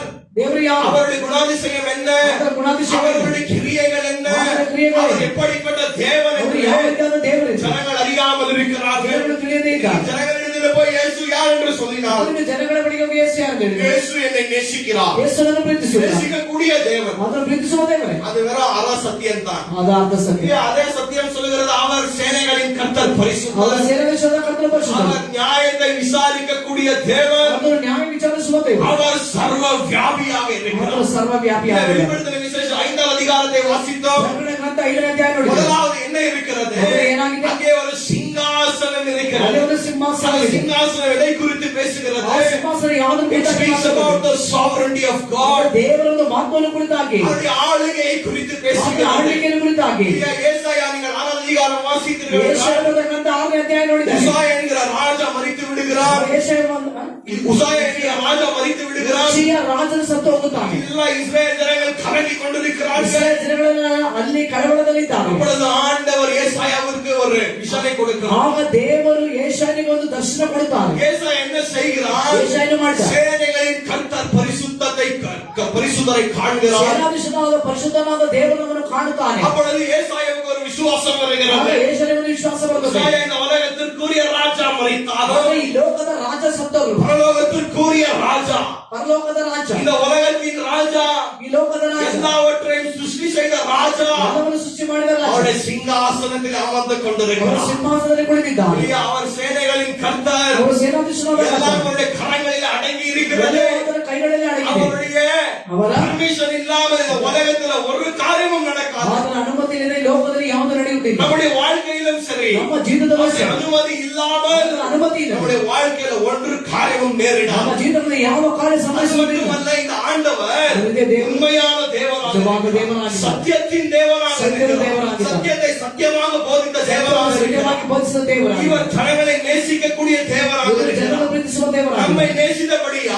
ಆತನು ನಮ್ಮನ್ನು ಪ್ರೀತಿಸಿದ್ದಾನೆ. அவருடைய பரலோகத்தின் சிங்காசனத்தை விட்டு ಆತನು ಪರಲೋಕದ ಸಿಂಹಾಸನವನ್ನು ಬಿಟ್ಟು அவரை அவர் தாழ்த்தி கொண்டு ಅವರನ್ನೇ ஒரு ಮುತ್ತೈಸಿದನು. சிறு குழந்தையாக ಒಂದು ಚಿಕ್ಕ ಮಗುವಿನ மரியாளின் கர்ப்பத்தில மரியாளின் வயிற்றில் அவர் கர்ப்பம் தரிக்கிறார். ಮಾರಿಯಳ ಗರ್ಭದಲ್ಲಿ ಆತನು ಬಂದನು. எல்லா விதமான கஷ்டப்படுகிறார், ಎಲ್ಲ ವಿಧವಾಗಿ ಕಷ್ಟ, வேதனைப்படுகிறார், வேதனைப்பட்டு, நிந்தனைகள், அவமானங்கள். ನಿಂದನೆ, ಅವಮಾನ, கடைசியாக ಕೊನೆಯದಾಗಿ நமக்காக அவர் சிலுவையில் ನಮಗಾಗಿ ಶಿಲುಬೆಯಲ್ಲಿ நமக்காக உயிர்த்தெழுகிறார். ನಮಗಾಗಿ ಪುನರುತ್ಥಾನ அவருடைய வலது வாரிசில் அமர்ந்து ಮಾಡಿ கொண்டிருக்கிறார். ಬಲಭಾಗದಲ್ಲಿ ಕುಳಿತಿದ್ದ. இந்த இயேசு சீக்கிரமாய் ಯೇಸು வரும். ಬೇಗನೆ ಬರುತ್ತಾನೆ. அப்ப இந்த காரியங்கள், இந்த சத்தியங்களை நாங்கள் அறிய ಈ வேண்டும். ಕಾರ್ಯಗಳು, ಈ ಸತ್ಯವನ್ನು ನಾವು ತಿಳಿಯಬೇಕು. ஆண்டவருடைய கிரியைகள் என்ன? ದೇವರ ಕ್ರಿಯೆಗಳು இன்னைக்கு ஜனங்கள் எப்படி என்றால், இந்த ಜನಗಳು ಹೇಗೆ? ஆண்டவருக்கு என்ன பிடிக்கலாம், என்ன எதிர்பார்க்கலாம் என்று பார்த்து ಇನ್ನು கொண்டிருக்கிறார்கள். ದೇವರ ಬಳಿಯಿಂದ ಏನನ್ನು ಕಿತ್ತುಕೊಳ್ಳೋಣ, ಏನನ್ನ ಆದಾನೆ ಅಂದ್ರೆ ಇನ್ನು ಏನನ್ನ ಪಡೆಯೋಣ ಅಂತ ಎದುರು ನೋಡ್ತಾ ಇದ್ದಾರೆ. இன்னும் நான் ஆண்டவருக்கு என்ன செய்ய ಇನ್ನು வேண்டும்? ನಾನು ದೇವರಿಗೆ ಏನು ಮಾಡಬೇಕು? ஆண்டவருக்கு நான் என்ன கொடுக்க வேண்டும்? ದೇವರಿಗೆ ನಾನೇನು ಕೊಡಬೇಕು? ஜனங்களுக்கு இதெல்லாம் இதுல பிரியமில்லை. ಎಲ್ಲಾನು ಪ್ರಿಯ ಇದೆ. ஆண்டவரே இதை கொடு, இதನ್ನು கொடு. ஆண்டவரே அதை கொடு. இதನ್ನು கொடு. இதை ஜெபத்துக்கு போன ஆண்டவரே ஃபெடப் ஆயிடுவார். ಪ್ರಾರ್ಥನೆಗೆ ಹೋದ್ರೆ ದೇವರ ಕೈ ஐயோ இது எவ்வளவு என்ன ஜெபமா இது. ಏನ್ ಪ್ರಾರ್ಥನೆ? இல்லையா? ஆண்டவரே அதை கொடு, ಅದು ಕೊಡು. ஆண்டவர் இதை கொடு, இது கொடு. இதை அப்படி மாற்று, இதனாக மாற்று. அதை இப்படி மாற்று. அதை மாற்று. ஆண்டவரே அவனுக்கு இப்படி ஆயிட வேண்டும், அவனுக்கு ಹೀಗೆ ಆಗಬೇಕು. இவளுக்கு அப்படி ஆயிட வேண்டும். இவளுக்கு ஆகட்டும். ஆண்டவரே இப்படி ஆகட்டும், ಹೀಗೆ ಆಗಲಿ. அப்படி ஆகட்டும், அப்படி ಆಗಲಿ. நன்மைகள் செய்யட்டும். ಒಳ್ಳೆದು ಮಾಡು. இப்படித்தான் இன்றைக்கு இருக்கிற ஜெபங்கள். ಇಂಥ ಪ್ರಾರ್ಥನೆಗಳಿಗೆ இல்ல அவிசுவாசியும் அதற்காகத்தான் கோயிலுக்கு போகிறான். ವಿಶ್ವಾಸಿಗಳು ಅದಕ್ಕಾಗಿ இல்ல ದೇವರ அவிசுவாசி போய் சொல்லுகிறான், ஆண்டவரே நான் நல்லா இருக்க வேண்டும், இன்னும் எனக்கு நன்றாக பணத்தை கொடு, என்னுடைய குடும்பத்தில செழிப்பு காணட்டும், என்னுடைய பிள்ளைகள் நன்றாக இருக்கட்டும். ಚೆನ್ನಾಗಿರಲಿ. இன்றைக்கு சபை ஜனங்களும் அப்படித்தான் இருக்கிறார்கள். இதை நீங்கள் வெறுமையாக ஆராதித்துக் கொண்டிருக்கிறீர்கள். ಬರಿದಾಗಿ ಆರಾಧಿಸುತ್ತಾರೆ. பாருங்கள், விக்கிரகாராதனை என்றால் என்ன? உண்மையான தேவனை தவறான வழியில ஆராதிப்பது விக்கிரக ஆராதனை. ನಿಜವಾದ ದೇವರನ್ನು ತಪ್ಪಾಗಿ ಆರಾಧಿಸುತ್ತಾರೆ. இன்றைக்கு இருக்கிற அநேக ஜனங்கள், நானும் நீங்களும் அப்படித்தான் இருக்கிறோம். ಹಿಂದೆ ನಾವು ಇರುವಂತ ಅನೇಕ ಜನಗಳು ಹಾಗೆ ಇದ್ದೇವೆ. உண்மையான தேவனை நாங்கள் அறிந்திருக்கிறோம். ನಿಜವಾದ ದೇವರನ್ನು ತಿಳಿದಿದ್ದೇವೆ. ஆனால் நாதாபு அபியூவை போல தவறான வழியில் ஆண்டவரை ಆದರೆ ஆராதித்து ಅಭಿಯು ಹಾಗೂ ನಾದನ ಹಾಗೆ ತಪ್ಪಾದ ದಾರಿಯಲ್ಲಿ ಆರಾಧನೆ ಮಾಡ್ತೇವೆ. இப்படிப்பட்ட ஆராதனைக்குள்ளாக ஆண்டவர் பிரியப்படுவது. ಈ ರೀತಿಯಾದ ಆರಾಧನೆಗಳಿಗೆ ದೇವರು ಪ್ರಿಯ ಪಡುವುದಿಲ್ಲ. ஆராதனை என்பது என்ன? ಆರಾಧನೆ ಎನ್ನುವುದು ಏನು? ஆண்டவர் யார்? ದೇವರು ಯಾರು? அவருடைய மகத்துவம் என்ன? ಅವರ ಮಹತ್ವವೇನು? அவருடைய குணாதிசயங்கள் ಅವರ என்ன? ಗುಣಾತಿಶಯ ಏನು? அவர் கிரியைகள் எப்படி ಆತನ இருக்கிறது? ಕ್ರಿಯೆಗಳು ಹೇಗೆ? அவர் வரலாற்றின் தேவனாக இருக்கிறார். ಆತನು ಇತಿಹಾಸದ He is ದೇವರಾಗಿದ್ದಾನೆ. the Lord of the history. ಆತನು ಇತಿಹಾಸದ ದೇವರು. எல்லாம் அவருடைய கட்டுப்பாட்டிற்குள்ளாக இருக்கிறது. ಎಲ್ಲವೂ ಆತನ ಆಳ್ವಿಕೆಯೊಳಗೆ அவர் ಇದೆ. பர்மிஷன் இல்லாமல் ஒன்றுமே நடக்காது. ಆತನ ಅನುಮತಿಯಿಂದ ಏನು ನಡೆಯುವುದಿಲ್ಲ. இங்க அர்த்லி கிங்டம், மோதி கிங்டம் இருந்தாலும் ಇಲ್ಲಿ ಮೋದಿ ಕಿಂಗ್ಡಮ್ ಇದ್ರು. இங்க மேல ஹெவன்லி கிங்டம் இருக்கிறது. ಬೇರೆ ಪರಲೋಕದ ಒಂದು ಅಂದ್ರೆ ಒಂದು ಸರ್ಕಾರ ನಮಗಾಗಿದೆ. மோதியை தூக்கக்கூடிய அதிகாரம் யாரிடத்துல இருக்கிறது? ಮೋದಿಯನ್ನು ತೆಗೆದಂತ ಅಧಿಕಾರ ಯಾರ ಬಳಿಯಲ್ಲಿ ಇದೆ? அவர் இப்படி எடுத்தால் ಅವರಿಗೆ ತೆಗೆದರೆ போய்விடுவான். ಅಷ್ಟೇ. அவன் இப்பொழுது உட்கார்ந்து கொண்டிருக்கிறான் என்றால் ಅಲ್ಲಿ ಕುಳಿತಿದ್ದಾರೆ. அவருடைய சித்தத்தின் பிரகாரம் ಅವರ ಚಿತ್ತದ ಪ್ರಕಾರ ಅಲ್ಲಿದ್ದಾರೆ. அநேக ஊழியக்காரர்கள் ಅನೇಕ ಸೇವಕರು. அந்த எலெக்ஷன் நேரத்தில் ಎಲೆಕ್ಷನ್ ಸಮಯದಲ್ಲಿ ஆண்டவர் என்னிடத்துல பேசியிருக்கிறார். ದೇವರನ್ನ ಬಳಿ யார் பெரிய பெரிய ದೊಡ್ಡ ஊழியக்காரர்கள் ದೊಡ್ಡ ಸೇವಕರು கேவலமா இருக்கிறார். கேவலமா இருக்கிறது. ಕೇವಲವಾಗಿದೆ. ஆனா ஜனங்கள் அவர்களிடத்துல ஓடுகிறார்கள். ಜನರು ಅವರ ಬಳಿಗೆ ಓಡುತ್ತಾರೆ. ஐயோ என்று பெரிய ஏதோ ஒரு பெரிய மனுஷன், இயேசுக்குமா காட்டிலும் பெரிய மனுஷன் ಯೇಸುವಿಗಿಂತಲೂ ದೊಡ್ಡ ಮನುಷ್ಯರನ್ನಾಗಿ ಅವರನ್ನು ಭಾವಿಸುತ್ತಾರೆ. இல்லையா? தீர்க்கதரிசனம் ಪ್ರವಾದನೆ. ஆண்டவர் பேசுகிற வார்த்தை எப்பொழுதுமே வெறுமையாக போகாது. ದೇವರು ಆಡುವಂತ ಮಾತುಗಳು ಎಂದಿಗೂ ಬರಿದಾಗಿ ಹೋಗುವುದಿಲ್ಲ. வெறுமையாக திரும்பாது. ಅದು ಬರಿದಾಗಿ ಹೋಗುವುದಿಲ್ಲ. இவர்கள் என்ன நினைத்துக் கொண்டிருக்கிறார்கள்? இவர்களுடைய ஜெபத்தின் மூலமாக ஆண்டவருடைய சித்தத்தை மாற்றிவிடலாம். ದೇವರ ಚಿತ್ತವನ್ನೇ ಮಾರ್ಪಡಿಸೋಣ. நம்முடைய ஜெபம் ನಮ್ಮ ಪ್ರಾರ್ಥನೆ எப்படி இருக்க வேண்டும்? அவருடைய சித்தத்தின் பிரகாரமாய் ஜெபிக்க ಚಿತ್ತದ வேண்டும். ಪ್ರಕಾರ அப்பொழுதுதான் நம்முடைய ஜெபம் கேட்கும். ನಮ್ಮ ಪ್ರಾರ್ಥನೆ ಕೇಳಲ್ಪಡುತ್ತದೆ. நமக்கு பிரிய இஷ்டம் வந்த வேதத்துல நம்ம ஜெபிப்பது, ಇಷ್ಟವಾದ ಸಮಯದಲ್ಲಿ ಪ್ರಾರ್ಥನೆ ಮಾಡುವುದು. வேதத்தை வாசிப்பது, ಬೇರೆ ಓದುವುದು, காரியங்களை செய்வது ಕಾರ್ಯ ಮಾಡುವುದು ஆண்டவர் பிரியமே படமாட்டார். ದೇವರು ಪ್ರಿಯ ಪಡುವುದಿಲ್ಲ. ஏனென்றால் ಯಾಕೆಂದರೆ நம்முடைய ஆண்டவர் ನಮ್ಮ ದೇವರು is not a God of confusion. ಆತನು ಗಲಿಬಿಲಿ ಮಾಡುವಂತ ದೇವರು. He is a God of order. ಆತನು ಎಲ್ಲವನ್ನೂ அவர் ಕ್ರಮಬದ್ಧವಾಗಿ என்ன ಮಾಡುತ್ತಾನೆ. செய்தாலும் நேர்த்தியாக செய்து ಆತನು ಏನು ಮಾಡಿದ್ರು ಕ್ರಮಬದ್ಧವಾಗಿ ಮಾಡುತ್ತಾನೆ. நேர்த்தியான வழிகளை நம்மை நடத்துகிறார். ಕ್ರಮಬದ್ಧವಾದ ದಾರಿ ನಡೆಸುತ್ತಾನೆ. தேவனாக இருக்கிறார். ದೇವರಾಗಿದ್ದಾನೆ. அப்ப தேவனுடைய ஜனங்களே, ಜನರೇ, இந்த 7 நாள் ஆராதனை என்பது ஏழு ஆராதனை வெறும் 7 நாள் மட்டும் அல்ல. 7 ದಿವಸ ಮಾತ್ರವಲ್ಲ. நீங்கள் சாகும் வரை ஆண்டவரை ಸಾಯುವ ದೇವರನ್ನು ஆராதித்துக் ಆರಾಧಿಸುತ್ತಲೇ ಇರಬೇಕು. நீங்கள் வாழுகிற வாழ்க்கை மூலமாய் ஆண்டவரை ஆராதிக்க வேண்டும். ನೀವು ನಡೆಸುವಂತ ಜೀವಿತದ ಮೂಲಕವಾಗಿ ದೇವರನ್ನು ಆರಾಧಿಸಬೇಕು. நீங்கள் செய்யக்கூடிய காரியங்களிலே நீங்கள் ஆண்டவரை ನೀವು ஆராதிக்க ಮಾಡುವಂತ வேண்டும். ಕಾರ್ಯಗಳಿಂದ ದೇವರನ್ನು ಆರಾಧಿಸಬೇಕು. இந்த ஜனத்தை எனக்கென்று ಈ ஏற்படுத்தினேன். ಜನರನ್ನು ನನಗೆಂದೇ ಏರ್ಪಡಿಸಿದೆ. இவர்களின் துதியை ಇವನ ಸ್ತುತಿಯನ್ನು சொல்லி வருவார்கள். ಹೇಳಿ ಬರುತ್ತಾನೆ. துதிக்கிற பிள்ளைகளா நீங்கள்? ಸ್ತುತಿಸುವ ಮಕ್ಕಳನ್ನು, ஆண்டவரை ஆராதிக்கிற பிள்ளைகளா? ಆರಾಧಿಸುವಂತ ಮಕ್ಕಳು, உங்களுடைய கஷ்டத்தின் நேரத்துல தான் நாங்கள் ஆண்டவரை ஆராதிக்க ಕಷ್ಟದ வேண்டும். ಸಂದರ್ಭದಲ್ಲಿ ದೇವರನ್ನು கஷ்ட ಆರಾಧಿಸಬೇಕು. நேரத்தில் வரும்போது ಕಷ್ಟ ಸಮಯದಲ್ಲಿ நம்மளால ஆண்டவரை ஆராதிக்க முடியாது. ದೇವರನ್ನು ಆರಾಧಿಸಲಾಗುವುದು. நன்றி பலிகளை செலுத்த முடியாது. ಪ್ರಾರ್ಥನೆ ಹೇಳಲಾಗುವುದು. அந்த பிரச்சனைகளானது ಸಮಸ್ಯೆ நம்மை ಆಗುತ್ತದೆ. சூழ்ந்து கொண்டு ನಮ್ಮನ್ನು ಆವರಿಸಿ இல்லையா, வெறுமையாக்கி விடுகிறது. ಬರಿದಾಗಿ ಮಾಡುತ್ತದೆ. ஆனால் அந்த நேரத்தில் ಆ ಸಮಯದಲ್ಲಿ யோபு பார்த்தீர்கள் என்றால் யோபு ನೋಡಿದ. ஆண்டவர் எல்லாம் கொடுத்தார் என்று அவன் ஆராதிக்கவில்லை. ದೇವರು ಎಲ್ಲವನ್ನು ಕೊಟ್ಟರಿಂದ ಆರಾಧಿಸಿದ. ஆண்டவர் எல்லாம் எடுத்து விட்டார் என்று அவன் ஆண்டவரை ದೇವರು ஆராதித்தார். ಎಲ್ಲವನ್ನು ತೆಗೆದರಿಂದ ಆರಾಧಿಸಿದ. யோபு சொல்லுகிறார், சொல்லுகிறார், இவன் எழுதுறான். though he slay me, yet will I trust in him. அவர் என்னை சாகடித்தாலும் நான் அவருக்குள்ளாக விசுவாசிப்பேன். ನಾನು ಅವರು ನನ್ನ ಕೊಂದು ಹಾಕಿದರೂ ಕೂಡ ನಾನು ಆತನಲ್ಲಿ ವಿಶ್ವಾಸವಾಗಿದ್ದೇನೆ. அப்படிப்பட்ட விசுவாசம் நமக்குள்ளாக ಆತನ காணப்பட வேண்டும். ವಿಶ್ವಾಸ ನಮ್ಮಲ್ಲಿ ಕಾಣಲ್ಪಡಬೇಕು. ஆராதனை என்பது என்ன? ಆರಾಧನೆ ಎನ್ನುವುದು ஆவியிலும் உண்மையிலும் ಆತ್ಮದಿಂದಲೂ ಸತ್ಯದಿಂದಲೂ சத்தியத்திலும் ஆண்டவரை நாங்கள் ஆராதிக்க ಸತ್ಯದ வேண்டும். ದೇವರನ್ನು ಆರಾಧಿಸಬೇಕು. நம்முடைய ஆண்டவர் யார்? ನಮ್ಮ ದೇವರು ಯಾರು? அவருடைய குணாதிசயங்கள் என்ன? ಅವರ ಗುಣಾತಿಶಯಗಳು, அவருடைய கிரியைகள் என்ன? ಅವರ ಕ್ರಿಯೆಗಳು, அவர் எப்படிப்பட்ட தேவன்? ಯಾವ ರೀತಿಯ ದೇವರು? நம்மிலிருந்து என்ன விரும்புகிறார்? நம்மில் ಏನು ಬಯಸುತ್ತಾನೆ? நாங்கள் எப்படி நடக்க வேண்டும் என்று ஆண்டவர் நம்மிடத்தில் என்ன எதிர்பார்க்கிறார் ನಾವು என்று ಹೇಗೆ ನಡೆಯಬೇಕೆಂದು ದೇವರು ನಮ್ಮಲ್ಲಿ ಎದುರು ನೋಡುತ್ತಾರೆ. நாங்கள் எல்லாவற்றையும் அறிந்து ಎಲ್ಲವನ್ನು ತಿಳಿದು அந்த வர்ஷிப் நேரத்தில் நாங்கள் என்ன செய்து விட வேண்டும்? ಆರಾಧನೆ ಸಮಯದಲ್ಲಿ ಏನು ಮಾಡಬೇಕು? எல்லாவற்றையும் மறந்துவிட்டு ಎಲ್ಲವನ್ನು ಮರೆತು அவர் நமக்காக செய்த நன்மைகளை நினைத்தோம். ಅವರು ನಮಗಾಗಿ ಮಾಡಿದ ಒಳ್ಳೆಯದನ್ನು அவர் ನೆನೆಸಿ, எப்படிப்பட்ட தேவன்? ಅವರು ಯಾವ ರೀತಿಯಾದ ದೇವರು? Worship God for who he is. ನಾವು ಆತನ ಆರಾಧಿಸುವುದು ಆತನು ಯಾರಿಗೆ ಎಂದು. Don't worship God for what he gives you. ಅದು ಆತನು ಏನು ನಿಮಗೆ ಕೊಡುತ್ತಾನೆ ಅನ್ನೋದಕ್ಕಾಗಿ ಆತನನ್ನು ಆರಾಧಿಸಬೇಡಿ. ஆண்டவருடைய worth என்னவென்று நமக்கு தெரிய வேண்டும். ದೇವರ ಒಂದು ಘನತೆ என்னன்னு ನಾವು ತಿಳಿಯಬೇಕು.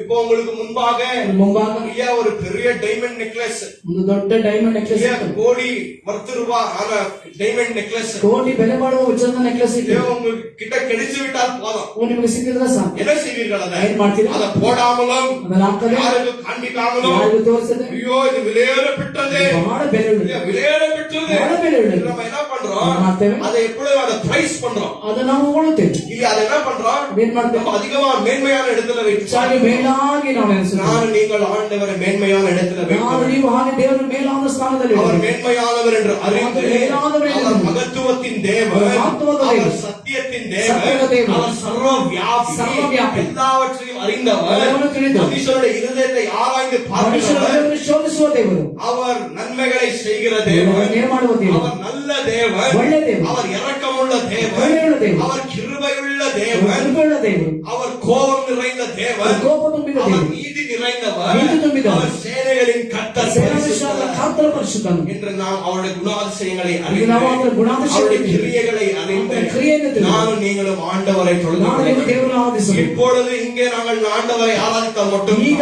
ಇಲ್ಲಿ ನಾವು ದೇವರನ್ನು ಆರಾಧಿಸಿದರೆ ಮಾತ್ರವೇ இது ஒரு ட்ரைனிங் பீரியட். ಇದು ಒಂದು ತರಬೇತಿಯ ಒಂದು ಸಮಯ. இல்லையா? நித்தியத்திற்கு இட்டர்னிட்டிக்கு நம்ம என்ன செய்ய போகிறோம்? ನಿತ್ಯತ್ವದಲ್ಲಿ ನಾವು ಏನು ಮಾಡುತ್ತೇವೆ? நித்தியத்துவத்தில் நம்ம என்ன செய்ய போகிறோம்? ನಿತ್ಯತ್ವದಲ್ಲಿ ಏನು ಮಾಡುತ್ತೇವೆ? இல்லையா? இப்படிப்பட்ட இங்க வீட்டு வேலை செய்து கொண்டிருப்பீர்களா? ಹೀಗೆ ಮನೆ ಕೆಲಸ ಮಾಡ್ತಾ இல்ல ಇಲ್ಲ, வேலை வேலை என்று ಕೆಲಸ ஓடிக்கொண்டிருப்பீர்களா? ಓಡ್ತೀರಾ? உங்களோட ஒரே வேலை என்ன இருக்கு? ಒಳ್ಳೆಯ ಒಂದು ಕೆಲಸ. ஆண்டவரை முகத்தை ದೇವರ தரிசித்து, ಮುಖವನ್ನು ನೋಡುತ್ತಾ, கிறிஸ்துவினுடைய முகத்தை ಕ್ರಿಸ್ತನ பார்த்து ಮುಖವನ್ನು ನೋಡುತ್ತಾ, அவருடைய மகத்துவத்தை ಅವರ அறிந்து ಮಹತ್ವವನ್ನು ತಿಳಿದು, இயேசுவே, ಯೇಸುವೇ, இந்த மீட்பிற்காக நன்றி, ವಿಮೋಚನೆಗಾಗಿ நித்திய ಕೃತಜ್ಞತೆ, ஜீவனுக்காக ನಿತ್ಯ நன்றி. ಜೀವಕ್ಕಾಗಿ ಕೃತಜ್ಞತೆ ಎಂದು நித்தியத்திற்கும் ஆண்டவரை ನಿತ್ಯ ஆராதித்துக் ನಿತ್ಯಕ್ಕೂ ದೇವರನ್ನು ಆರಾಧಿಸಬೇಕು. இதற்காகத்தான் ஆண்டவர் உங்களை அழைத்திருக்கிறார். ಇದಕ್ಕಾಗಿ ದೇವರು ನಿಮ್ಮನ್ನು ಕರೆದಿದ್ದಾನೆ. உங்களுடைய வாழ்க்கை ஆண்டவரை ஆராதிக்கக்கூடிய வாழ்க்கையாக ನಿಮ್ಮ ಜೀವಿತ இருக்கணும். ದೇವರನ್ನು ಆರಾಧಿಸುವಂತಹ ಜೀವಿತವಾಗಿರಬೇಕು. நீ ஆண்டவரை ஆவியிலும் உண்மையிலும் பயத்தோடு பக்தியோடு ஆராதிக்க வேண்டும். ದೇವರನ್ನು ಆತ್ಮದಿಂದಲೂ ಸತ್ಯದಿಂದಲೂ ಭಯ ಭಕ್ತಿಯಿಂದ ಆರಾಧಿಸಬೇಕು. அதிகமாக வார்த்தைகளை ಹೆಚ್ಚಾಗಿ வாசியுங்கள். ವಾಕ್ಯವನ್ನು ಓದಿ. ஆண்டவர் யார் என்பதை அறியுங்கள். ದೇವರು ಯಾರನ್ನು ತಿಳಿಯಿರಿ. ஆண்டவருடைய மகத்துவத்தை அறியுங்கள். ದೇವರ ಮಹತ್ವವನ್ನು ತಿಳಿಯಿರಿ. அவரை ஆராதித்து ಅವರನ್ನು அவருடைய ಆರಾಧಿಸಿ நாமத்திற்கு மகிமையை ஏற்படுத்தும். ಅವರ ನಾಮಕ್ಕೆ ಮಹಿಮೆ ಸಲ್ಲಿಸಿ. கடைசியாக நீங்களும் ராஜ்யத்திற்குள்ளாக பிரவேசிப்பீர்கள். ಕೊನೆಯದಾಗಿ ನೀವು ದೇವರ ರಾಜ್ಯದೊಳಗೆ ಹೋಗುತ್ತೀರಿ. இதுதான் ஆராதனை. ಇದೇ ಆರಾಧನೆ. அப்ப ஆண்டவரை நாங்கள் ரெண்டு விதத்தில் ஆராதிக்க முடியும் இல்லையா? ದೇವರು ನಾವು ಎರಡು ವಿಧದಲ್ಲಿ ಆರಾಧಿಸಬಹುದು. ஆவியிலும் உள்ள இல்ல, ಆತ್ಮದಲ್ಲೂ ಸತ್ಯದಲ್ಲೂ இன்னொன்னு வெறுமை இல்ல, ಬರಿದಾಗಿ. இல்லையா? உங்களுடைய இருதயம் உங்களுக்கு தெரியும். ನಿಮ್ಮ ಹೃದಯ நீங்க வெறுமையில் ஆராதிக்க ನೀವು ಬರಿದಾಗಿ ಆರಾಧಿಸುತ್ತಿದ್ದೀರಾ, ஆவியில உண்மையில் ஆராதிக்க ಆತ್ಮದಲ್ಲಿ ಸತ್ಯದಲ್ಲಿ ಆರಾಧಿಸುತ್ತೀರಾ என்று ஆண்டவரே உங்களுக்கு வெளிப்படுத்தும். ದೇವರನ್ನು ಪ್ರಕಟಿಸುತ್ತಾನೆ. உங்களுடைய டீலிங் ஆண்டவரோட ಹೌದು, ನಿಮ್ಮ ಕಾರ್ಯಗಳು ದೇವರ ಜೊತೆ இல்லையா? ஆண்டவரோட டீல் செய்து ದೇವರ ಜೊತೆಯಲ್ಲಿ மகிமை பெற்றுக்கொண்டு மனம் திரும்பி ಹಾಗೆ ಮನ ತಿರುಗಿ ஆண்டவரிடத்துல ஒப்புரவாகி ದೇವರ ಜೊತೆ ಐಕ್ಯವಾಗಿ உங்களுடைய சரீரத்தை ஜீவ பலியாக அர்ப்பணிக்க. ಮನುಷ್ಯರು ದೇವರಿಗೆ ಜೀವ ಬಲಿಯಾಗಿ ಅರ್ಪಿಸಿದರು. நம்முடைய வாழ்க்கையை ஆண்டவருக்கு ஜீவ பலியாக ನಮ್ಮ அர்ப்பணிக்க. ಜೀವಿತವನ್ನೇ ದೇವರಿಗೆ ಜೀವ ಬಲಿಯಾಗಿ ಅರ್ಪಿಸಿದರು. இதைத்தான் ஆண்டவர் நம்மிடத்தில் ಇದೇ ದೇವರು ನಮ್ಮಿಂದ ಬಯಸುವುದು. கர்த்தர்களை ஆசீர்வதிப்பார். ಕರ್ತನನ್ನು ಆಶೀರ್ವದಿಸಲಿ. அது மட்டுமல்ல, ஆண்டவர் ஒரு வார்த்தையை பேச ದೇವರಿಂದ சொல்லியிருக்கிறார். ವಾಕ್ಯ ಹೇಳುವುದೇ ಇಲ್ಲ. அதை உங்களுக்கு நான் சொல்லி ನಿಮಗೆ விடுகிறேன். ಹೇಳುತ್ತೇನೆ. ஆதியாகமம் 50வது அதிகாரம் ಆದಿಕಾಂಡ 50ನೇ ಅಧ್ಯಾಯ 20வது வசனம் சொல்லுகிறது. 20ನೇ ವಚನ. வார்த்தையை வாசிக்கலாமா? 50 20 50:20. ஜெனசிஸ் 50:20.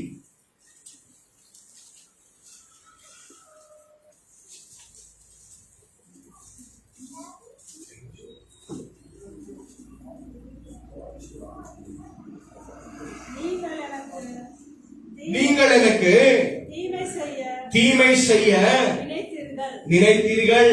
தேவனோ தேவனோ இப்பொழுது இப்பொழுது நடந்து வருகிறபடியே நடந்து வருகிறபடியே வெகு ஜனங்களை வெகு ஜனங்களை உயிரோடு காக்கும்படிக்கு உயிரோடு காக்கும்படிக்கு அதை நன்மையாக முடிய பண்ணினார். அதை நன்மையாக முடிய பண்ணினார். கர்த்தருடைய நாமத்திற்கு மகிமை உண்டாகுவதாக.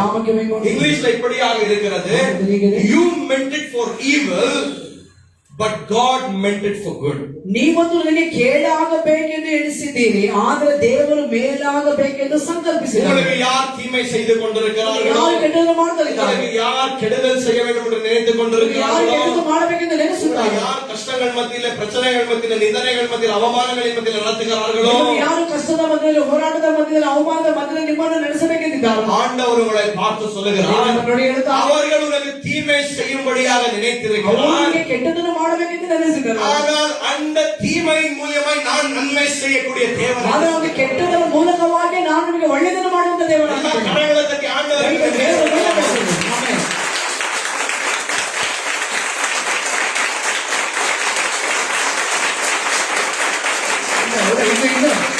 ಇದು ಒಳ್ಳೆಯ ದೇವರಾಗಿದ್ದೇನೆ.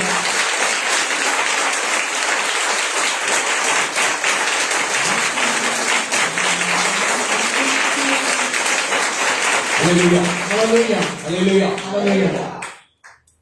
சந்தோஷமா இருக்கிறீங்களா? ಸಂತೋಷமா ಇದ್ದೀರಾ? உங்களுக்கு யார் தீமை செய்ய வேண்டும் அந்த தீமை செய்திருக்கலாம், ಯಾರು ಕೆಟ್ಟದ್ದು ಮಾಡಬೇಕೆಂದು ನೆನೆಸಿ ನಿಮಗೆ ಕೆಟ್ಟದ್ದು ಮಾಡಿರಬಹುದು, ஆனால் நம்முடைய ஆண்டவர் எப்படிப்பட்ட ஆண்டவர் என்றால், ದೇವರು ಯಾವ ರೀತಿ ಯಾರು அந்த தீமையை நன்மையாக மாற்றக்கூடிய தேவன். ಒಳ್ಳೆದಾಗಿ ಮಾರ್ಪಡಿಸುವಂತ ದೇವರು. யோசேப்பின் சகோதரர்கள் ಯೋಸೇಫನ ಸಹೋದರ யோசேப்பிற்கு கெடுதல் செய்தார்கள். ಯೋಸೇಫನಿಗೆ ಕೆಟ್ಟದ್ದು இவன் ಮಾಡಿದ್ರು, மேலே வரக்கூடாது, ಅವನ ಮೇಲೆ ಬರ್ತಾರೆ, இனிமே இவனை நாம பார்க்கவே கூடாது, ಅವನು ನೋಡ್ಲೇಬಾರ್ದು. இவன் மேன்மையானவன் என்று சொல்லுகிறான், ಆಗ இவன் மேன்மையானவன் என்று ಅದೇ சொல்லுகிறான். ಅವನು ಮೇಲವನು ಹೇಳಿದ, இவனுடைய கதையை முடித்து விடலாம் ಕತೆ ಮುಗಿಸೋಣ. என்று உங்களுக்கு ஜோசப்புடைய ஸ்டோரி தெரியும். ನಿನಗಾಗ ಯೋಸೇಫ ஆண்டவர் தீர்க்கதரிசன வார்த்தையை கொடுத்திருந்தார். ದೇವರ ಪ್ರವಾದನೆ ಹೇಳ್ತಾರೆ, ಈ ஆண்டவர் எனக்கு அந்த வார்த்தை எனக்கு பேசினார். ದೇವರ ವಾಕ್ಯಗಳಿಗೆ ಮಾತ್ರ ಈ ஆண்டவர் சொல்லி, ஆண்டவரே ದೇವರೇ, எதற்காக இவ்வளவு கஷ்டம், ಅದಕ್ಕಾಗಿ ಈಗ எதற்காக இவ்வளவு நிந்தனை போராட்டங்கள், ಹೋರಾಟ ஆண்டவரை எவ்வளவு மாதமாக கேட்டுக்கொண்டிருக்கிறார். ಎಷ್ಟೋ ದಿವಸದ ஆனால் ದೇವರು ஆண்டவர் இன்றைக்கு எனக்கு பதில் கொடுத்திருக்கிறார், உங்களுக்கும் ದೇವರಿಂದ ನನಗೂ ಉತ್ತರಿಸಿದ್ದಾರೆ, ನಿಮಗೂ ಉತ್ತರಿಸಿದ್ದಾರೆ. ஆண்டவர் வெயிட்டிங் பீரியட் என்பது ஒரு மனுஷனுடைய வாழ்க்கையில வைத்திருக்கிறார். ಪ್ರತಿಯೊಬ್ಬ ಮನುಷ್ಯನ ಜೀವಿತಗಳನ್ನು ನಿಧಾನ ಎಂಬ ಕಾರ್ಯವನ್ನು ದೇವರಿಟ್ಟಿದ್ದಾರೆ. அந்த நாட்கள் வரைக்கும் ಆ ದಿವಸದವರೆಗೆ ஆண்டவர்களை உடைத்து ದೇವರನ್ನು ಒಡೆದು ஒன்றுமே இல்லாதபடி ಏನಿಲ್ಲದಂತೆ வெறுமையானவர்களாக எங்களை வைத்து ಬರಿದಾಗಿ ನಮ್ಮನ್ನು ಇಟ್ಟು மறுபடியும் எங்களை உருவாக்கி ನಮ್ಮನ್ನು ಉಂಟು ಮಾಡ್ತಾರೆ, அவருடைய சித்தத்தின் பிரகாரம் எங்களை ಪ್ರಕಾರವಾಗಿ ஆசீர்வதிக்கக்கூடிய ಆಶೀರ್ವದಿಸುವ ದೇವರಾಗಿದ್ದಾರೆ. இப்படிப்பட்ட நல்ல தேவனை நாங்கள் ದೇವರನ್ನು ಆರಾಧಿಸಬೇಕು. ஆண்டவருடைய நாமத்திற்கு மகிமை ಆತನ உண்டாகட்டும். ನಾಮಕ್ಕೆ ಉಂಟಾಗಲಿ. உங்களுடைய நன்மை, உங்களுடைய தீமைகளை ನಿಮ್ಮ ಕೆಟ್ಟದನ್ನೆಲ್ಲ ஆண்டவர் நன்மையாக ದೇವರು மாற்றுவார். ಒಳ್ಳೆದಾಗಿಯೇ ಮಾರ್ಪಡಿಸುತ್ತಾರೆ. உங்களுடைய தீமைகளை ನಿಮ್ಮ ಕೆಟ್ಟದಲ್ಲ நீங்கள் இன்னும் சில பேர் வாழ்க்கையில ನಿನಗೆ ರುಚಿತದಲ್ಲಿ ஏதாவது தவறு செய்து ಏನೋ ತಪ್ಪು ಮಾಡಿ நீங்க தவறான வழிகளிலே போயிருக்கலாம். ಏನೋ ತಪ್ಪಾಗಿ ಹೋಗಿರಬಹುದು, கவலைப்படாதீங்க, ಚಿಂತಿಸಬೇಡಿ. அந்த தீமையும் ஆண்டவர் நன்மையாக ಕೆಟ್ಟದನ್ನು ದೇವರು ಒಳ್ಳೆದಾಗಿಯೇ அந்த ಮಾರ್ಪಡಿಸುತ್ತಾರೆ. தீமையின் மூலமாய் ಕೆಟ್ಟದರ ಮೂಲ ஆண்டவர் நன்மையை எடுக்கக்கூடிய தேவனாக, ದೇವರು ನನ್ಮೆಯನ್ನು ತೆಗೆಯುವಂತ ದೇವರಾಗಿದ್ದಾರೆ. நன்மை செய்யக்கூடிய தேவனாக இருக்கிறார். ಒಳ್ಳೆಯದನ್ನೇ ಮಾಡುವ இந்த ದೇವರಾಗಿದ್ದಾರೆ. வார்த்தைகளை விசுவாசித்து ವಾಕ್ಯದ ವಿಶ್ವಾಸ அதிகமாக ஜெபித்து ಚೆನ್ನಾಗಿ ಓದಿ, வேதத்தை வாசித்து வேதವನ್ನು ಓದಿ, சத்தியத்தை அறியுங்கள். சத்தியವನ್ನು ತಿಳಿಸಿ, சத்தியம் உங்களை சத்தியத்தை விடுதலை, ಬಿಡುಗಡೆ ಮಾಡ್ತದೆ. சத்தியம் உங்களை பலப்படுத்தும். ಸತ್ಯವನ್ನು ಬಲಪಡಿಸಿ. டிவி பாக்குறதுல தயவு செய்து ಟಿವಿ விட்டுவிடுங்கள். ನೋಡೋದನ್ನು ದಯವಿಟ್ಟು ಬಿಟ್ಬಿಡಿ. இந்த வேண்டாத டிவிகள் ಬೇಡಾದ ಟಿವಿ அது பார்த்துதான் இன்னைக்கு அநேக கிறிஸ்தவர்கள் கெட்டு போயிருக்கிறார். ನೋಡಿ ನೋಡಿ ಅನೇಕ ಕ್ರೈಸ್ತರಿಂದ ಕೆಟ್ಟು ಹೋಗಿದ್ದಾರೆ. இந்த ஊழியக்காரர்களுக்கு வேற வேலையே இல்ல, ಈ ಸೇವಕರಿಗೆ ಬೇರೆ ಕೆಲಸನೇ ಇಲ್ಲ, இல்லையா? இவர்களுக்கு வேற வேலையே இல்ல. ಬೇರೆ ಕೆಲಸವೇ ಇಲ್ಲ. ஜனங்களை போட்டு குழப்பி ಜನರನ್ನು ಗಲಿಬಿಲಿ அவன் ಮಾಡಿ ஒரு வார்த்தை பேசுவான், இந்த ஊழியக்காரன் இன்னொரு காரியத்தை பேசி, ಅವರನ್ನು ಮಾತಾಡಿ ಇವರನ್ನು ಮಾತಾಡಿ இல்ல நம்ம ஜனங்க பாத்திருக்கலாம், அங்கேயோ இல்லாம இங்கேயோ இல்லாம சபையோ இல்லாம ಇಲ್ಲದ ಸಭೆಯಲ್ಲಿ ಇಲ್ಲ. லாஸ்ட்ல ஒன்றுமே இல்லாம நரகத்துக்கு போயிடுது. ಬೆಳಗಾಗಿ ಏನಂದ್ರೆ ನರಕಕ್ಕೆ ಹೋಗುದು. எச்சரிக்கிறேன், ಎಚ್ಚರಿಸು, எச்சரிக்கிறேன். எச்சரிசு. ஆண்டவர் எச்சரித்துக் ದೇವರು கொண்டிருக்கிறார். ಎಚ್ಚರಿಸುತ್ತಲಿದ್ದಾರೆ. அம்மா அவர் சாம் ஜபதர் பேசுறாரு, ಅವ್ರು ಮಾತಾಡ್ತಾರೆ, மோன்சிலாதரஸ் பேசுறாரு, மோன்சிலாதரஸ் நான் அது பாக்குறேன், இது மாத்து, இது பாக்குறேன், இது மாத்து. இதெல்லாம் விட்டு ಎಲ್ಲ விடுங்க. ಬಿಡುಗಿ. உங்களுடைய உறவு ஆண்டவருடன், ನಿಮ್ಮ ಐಕ್ಯ ದೇವರ ಜೊತೆ. ஆண்டவரே உங்ககிட்ட பேசும்போது ஏன் வேற ஊழியக்காரன்? ದೇವರು ನಿಮ್ಮ ಜೊತೆ ಮಾತಾಡುವಾಗ ಯಾತಕ್ಕಾಗಿ ಬೇರೆ அதுக்குன்னு சபைக்கு வராம ஐயோ ஆண்டவரே என்கிட்ட பேசுறாருன்னு ஒரு கூட்டம் அப்படியே இருக்குது. ಅದರಿಂದ ಸಭೆಗೆ ದೇವರ ಜೊತೆ ನೇರವಾಗಿ ಮಾತಾಡ್ತಾರೆ ಅಂತ ಒಂದು ಕೂಟ ಆಗಿದೆ.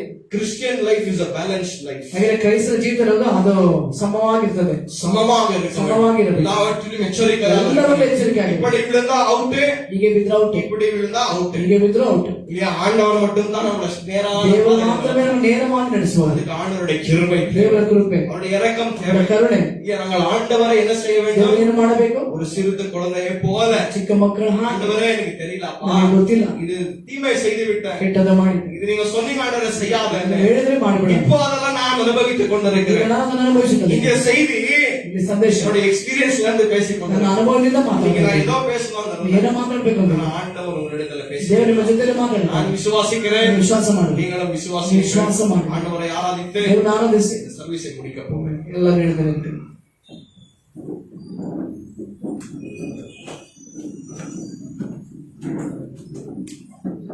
ಎಲ್ಲ ಇದರಿಂದ ದೇವರನ್ನು ಆರಾಧಿಸೋಣ.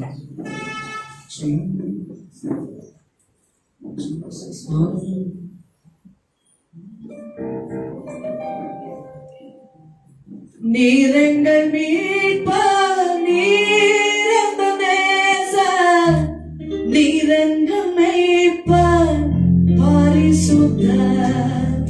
கரங்களை உயர்த்தி அல்லது மேலாக. நீரெங்கள் மீட்பர், நீரெந்த நேசர், நீரெந்த மேய்ப்பர், பரிசுத்தர், பரிசுத்தர், பரிசுத்தர்.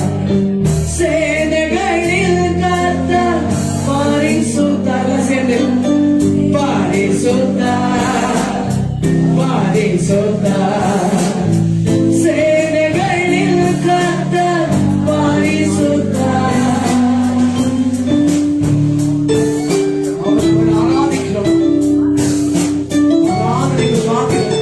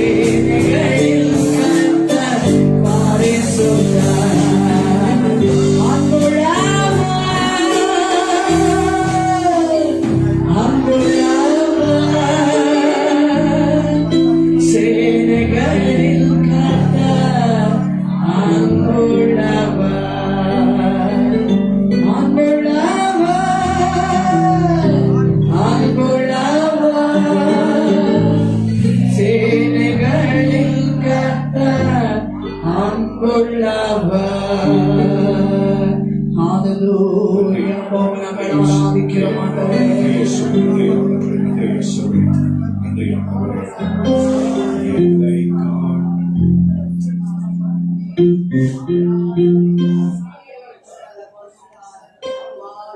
என்னை காண்பவரே, தினம் காண்பவரே, என்னை காண்பவரே, தினம் காப்பவரே,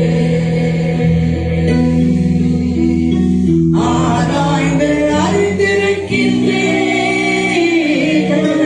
சுற்றி சுற்றி சூழ்ந்திருக்கின்றேன், ஆராய்ந்து அறிந்திருக்கின்றேன், சுற்றி சுற்றி சூழ்ந்திருக்கின்றேன், நான் வருவது, நான் எழுவதோ, நான் வருவதோ, நான் எழுவதோ, நல்லாடி அறிந்திருக்கின்றேன், நல்லாடி அறிந்திருக்கின்றேன், என்னை காண்பவரே, தினம் காப்பவரே, என்னை காண்பவரே, தினம் காப்பவரே, ஆராய்ந்து அறிந்திருக்கின்றேன், சுற்றி சுற்றி சூழ்ந்திருக்கின்றேன், ஆராய்ந்து அறிந்திருக்கின்றேன், சுற்றி சுற்றி சூழ்ந்திருக்கின்றேன், நான் வருவதோ, நான் எழுவதோ, நான் வருவதோ, நான் எழுவதோ, நல்லாகி அறிந்திருக்கின்றேன், நல்லாகி அறிந்திருக்கின்றேன், என்னை காண்பவரே, தினம் காப்பவரே, என்னை காண்பவரே, தினம் காப்பவரே, ஆராய்ந்து அறிந்திருக்கின்றேன், சுற்றி சுற்றி சூழ்ந்திருக்கின்றேன், ஆராய்ந்து அறிந்திருக்கின்றேன், சுற்றி சுற்றி சூழ்ந்திருக்கின்றேன், நான் வருவதோ, நான் எழுவதோ, நான் வருவதோ, நான் எழுவதோ, நல்லாடி அறிந்திருக்கின்றேன், நல்லாடி அறிந்திருக்கின்றேன், என்னை காண்பவரே, தினம் காப்பவரே, என்னை காண்பவரே, தினம் காப்பவரே, ஆராய்ந்து அறிந்திருக்கின்றேன், சுற்றி சுற்றி ಸೋದರಿಕಿಲ್ಲೆ ಅಂದ್ರೆ ಕೀರ್ತನೆಯಲ್ಲಿ ಸಂಗೀತಗಾರ ಈ ರೀತಿ ಹೇಳ್ತಾನೆ, ಒಂದು ಕ್ಷಣದಲ್ಲಿ ನನ್ನ ಬಾಯಿಂದ ಏನು ಮಾತುಗಳು ಬರ್ತದೆ ಎಂಬುದನ್ನು ಕೂಡ ಆತ ಎಲ್ಲವನ್ನು ಬಲವನಾಗಿದ್ದಾರೆ. ಸುತ್ತಿ ಸೋದರಿಕಿಲ್ಲೆ ನಾನ ಮರುವುದು, ನಾನ್ ಎಳುವುದು, ನಾನ ಮರುವುದು, ನಾನ್ ಎಳುವುದು, நன்றாய் அறிந்திருக்கிறேன், நன்றாய் அறிந்திருக்கிறேன், என்னை காண்பவர்